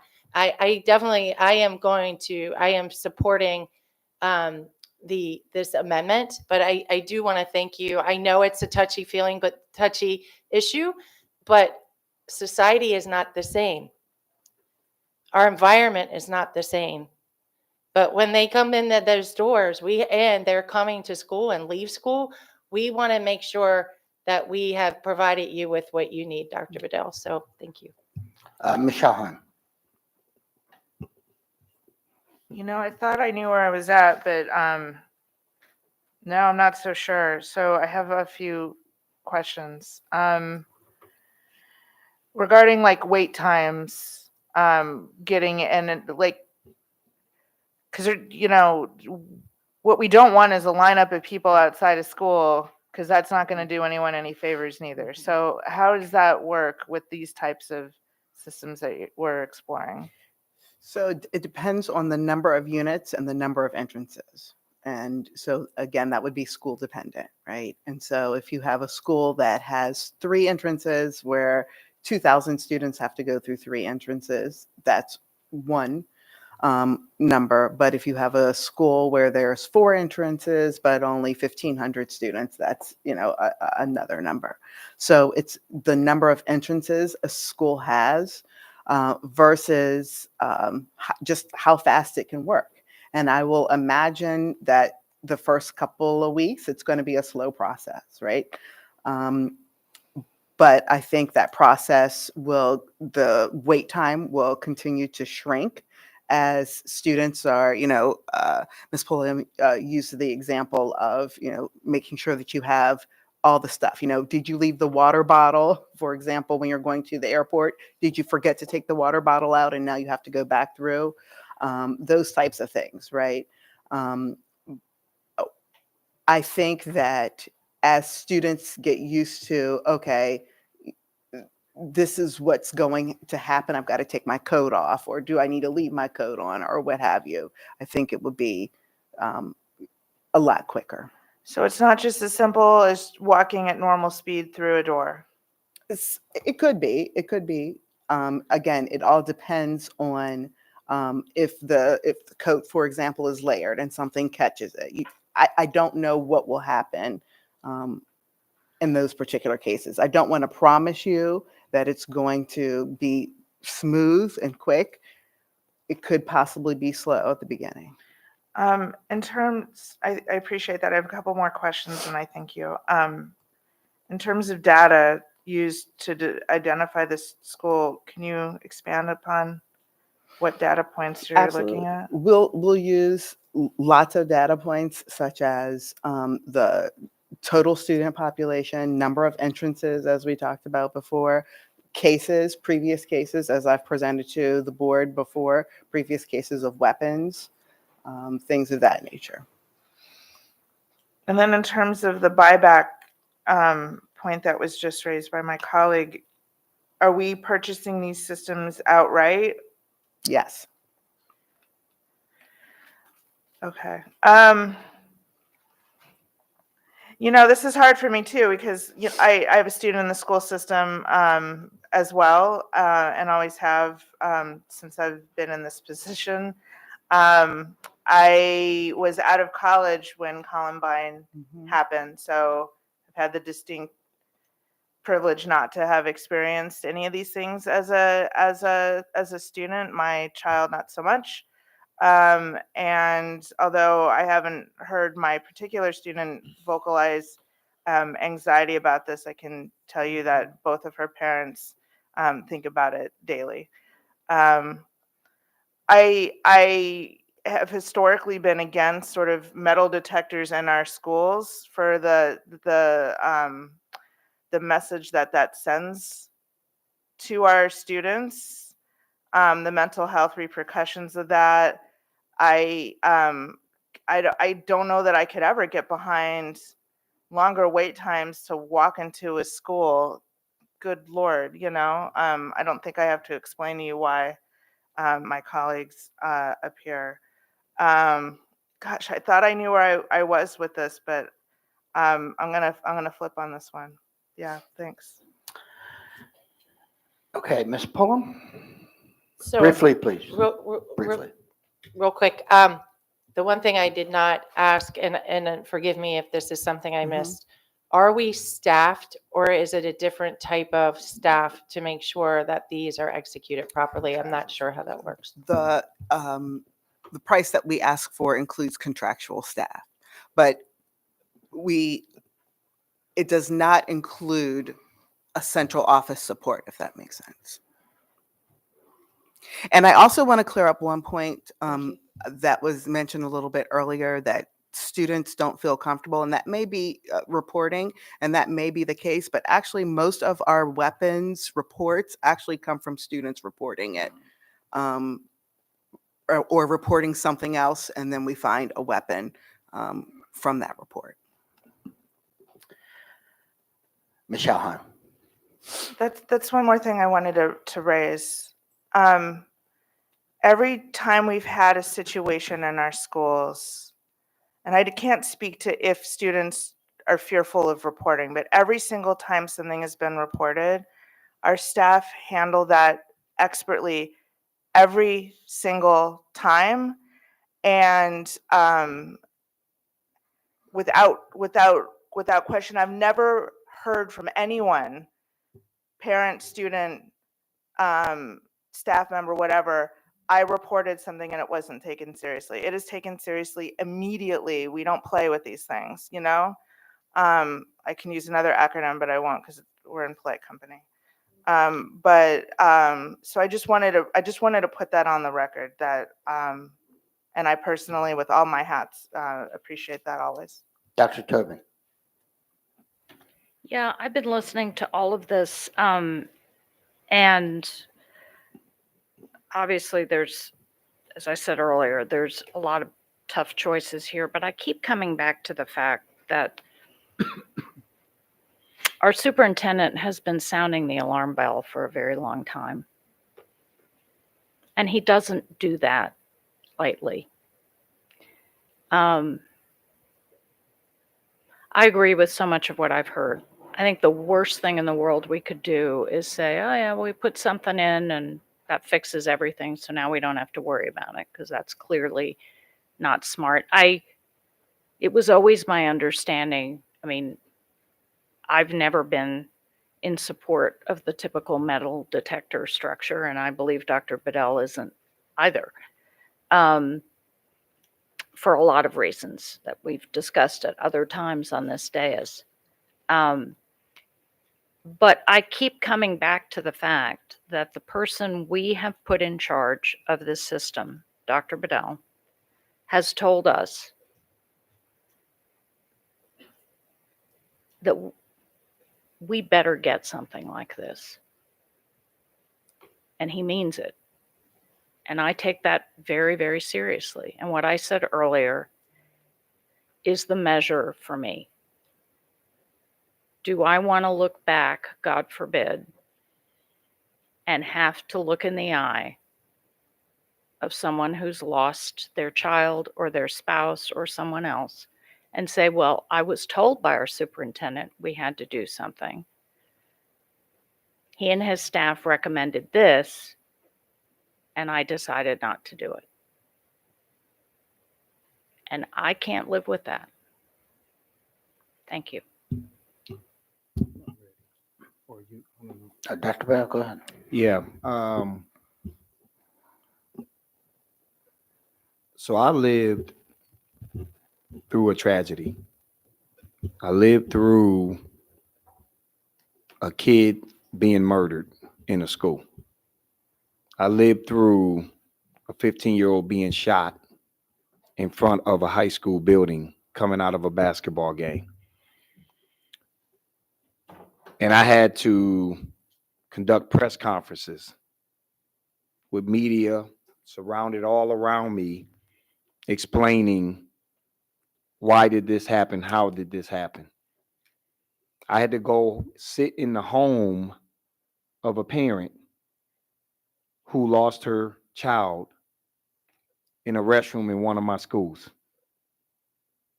Had to look these people in the face and say to them, I'm sorry. I've asked from day one, when I started the hashtag Be Present, we had several weapons found in our schools. And I said from that day, we have to do something. And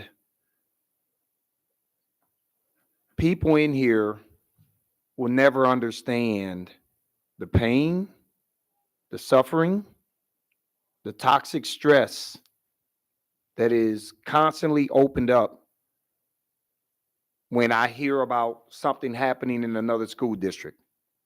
And there was a period where when a shooting happened in a district or a kid was murdered in a school, I was one of those superintendents that people were calling to say, how did you handle this? When that 6-year-old shot that teacher down in Newport News, the first person that superintendent thought to call was me. How did you handle this? How did you handle the media? How did you? When the situation occurred a few weeks ago at Meade, had to stand in front of media to explain what happened. But what was worse was now I'm having to sit for multiple hours praying that this kid didn't lose his life, and that I'm going to have to again sit down and have another conversation with a parent, because under my watch, rather than a kid being educated and leaving smarter, a kid has left my school harmed. And I understand inconveniences and people worried about, hey, what is this going to do on mental health? The mental health around kids not feeling safe, it should be enough. Why is it that for our most precious commodity in our communities, we got to debate it? Yet we keep hearing about school shootings happening over and over and over. You can't go to live casino and just think you're going to walk in. We feel very safe in live casino. You know why? Because they have non-invasive technology. You can't go to a Ravens game and think that you're going to walk through and there's no technology. You can't go to the Smithsonian. You can't go to an Orioles game. You can't go to the Xfinity Center. You can't go to the State House. So, I get everybody's, I don't want this, I don't want this, I don't want that, until it's your child. Well, why didn't you guys do anything about it? And I have a child in this system, and I've heard all of the conversation tonight, and I keep thinking, wow, this is my last child, and I love her to death. Crazy about her. Can't imagine a world where she's not here. And if I feel that way, by God, I would assume that that's what the other parents and guardians of the other 85,000 students would feel too. And yes, there is a cost. There is a trade-off. There are inconveniences. But at least what I can stand up in front of the media and say is that we were able to start piloting non-invasive technology because we take this seriously. And so, it's important to me. And I have been asking. I have been asking for help.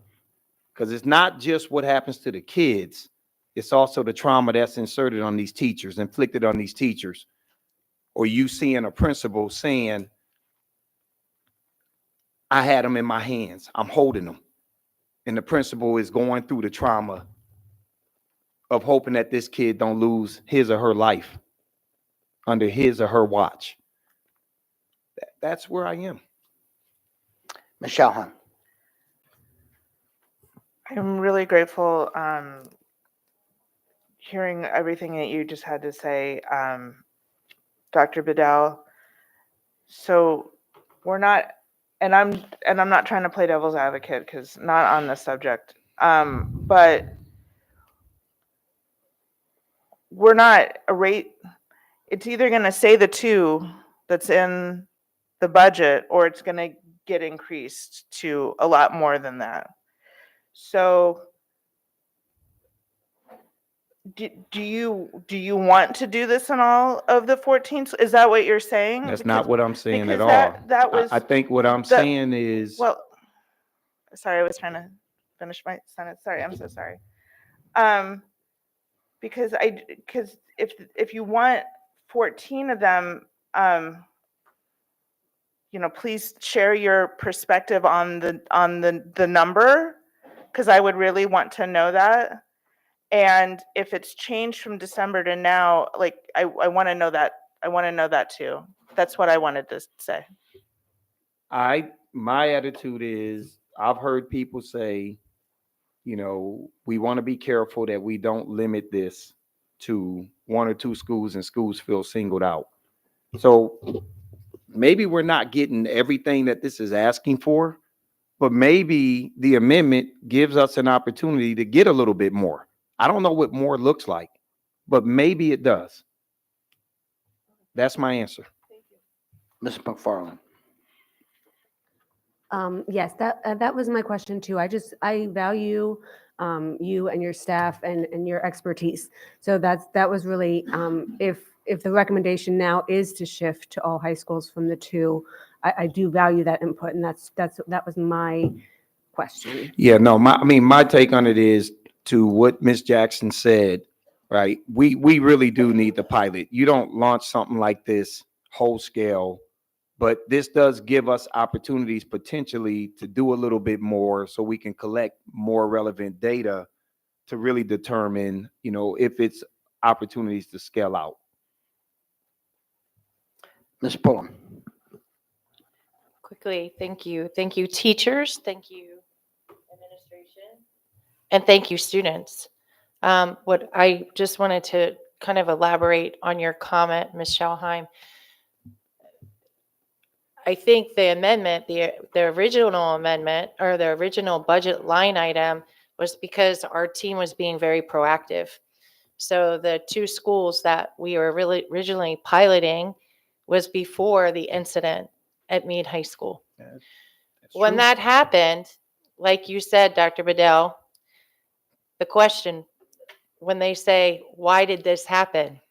It's, how do we think cohesively, smart, efficiently to say, okay, we have the 2, where do we, this is an opportunity to grow that, to start piloting it in more other high schools.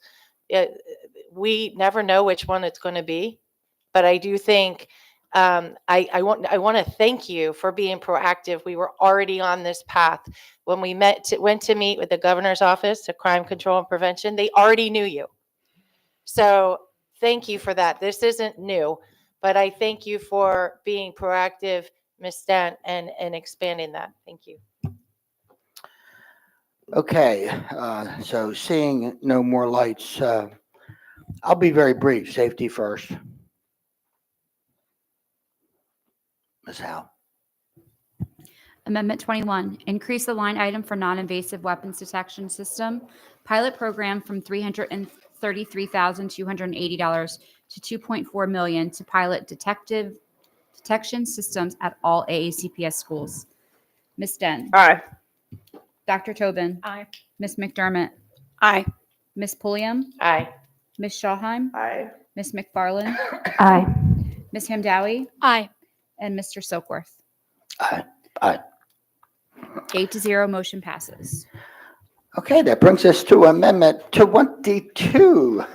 Ms. Dance. I move to add 2.0 12-month bilingual facilitators to the operating budget. Do we have a Second. motion? Well, we have a motion. Do we have a second? Okay, we have a second. Ms. McDermott. Just want to say I was proud to introduce this amendment as it's never been more important for our kids and their families to feel welcomed within the AACPS community. And that includes successfully being able to communicate with staff, understanding which resources are available, and taking part in school-sponsored events. And I know how committed our bilingual facilitators are to making that happen. Thank you. Okay, seeing no, Ms. Pullum. I thank you for introducing the amendment, Ms. Sarah McDermott. Sorry, forgive me, it's still getting a little late. I will say the social workers, the counselors, and this bilingual piece, it really is the wraparound services that we need. Parents, just like in other situations, especially bilingual parents, they rely on their children to be that translator. And their children don't always know the answers. So having that bilingual facilitator, and you also increased it to 12 months versus 10, I think it'll make a huge impact on our community and be so very helpful for our families. I do know when the cell phones rolled out, one of the comments that I heard from the community is, I know you took the cell phones away, but what you didn't know is that was a way for me to talk to my son or daughter to translate what I was going through that day. So again, appreciate that. I wish we had more money, but it really is the thread to help us be able to help the students have better outcomes. Thank you. Thank you. So seeing no more lights, Ms. Howe. Amendment 22, add 2 12-month bilingual facilitators. Ms. Dent? Aye. Dr. Tobin? Aye. Ms. McDermott? Aye. Ms. Pulliam? Aye. Ms. Shawheim? Aye. Ms. McFarland? Aye. Ms. Hamdowie? Aye. Mr. Silkworth? Aye. 8-0, motion passes. Okay, so ladies and gentlemen, that brings us to the end of the amendment. So we're going to be taking a brief break, 5 minutes, so that staff can do the calculations that they need to do based upon the amendments that passed this evening. We'll be back soon.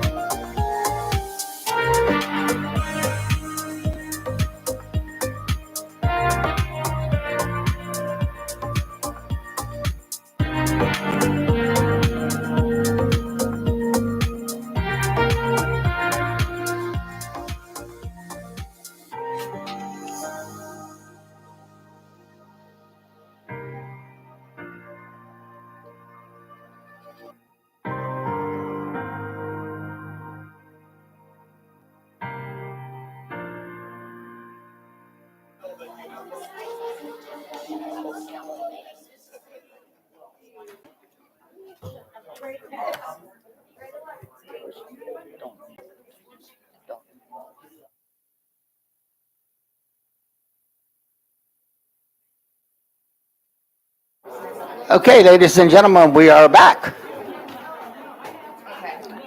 We'd like to thank everybody. So at this time, I'm going to call on Ms. Dent, Vice President. I believe she has a motion for us.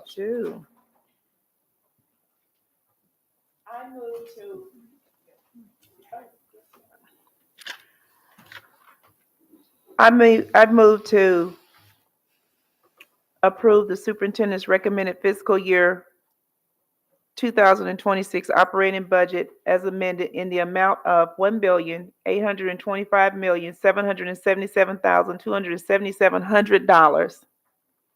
Second. Okay, we have a motion and a second. Seeing no lights, Dr. Vidal. Already, Yeah, you already. yeah, I already did my part. It's just for you all to vote. Oh, I thought you had some comments. Oh, well, I was gonna do that after the vote. Okay, Yeah. okay. All right, so once again, we have a motion, we have the second. I don't see any lights. Ms. Howe.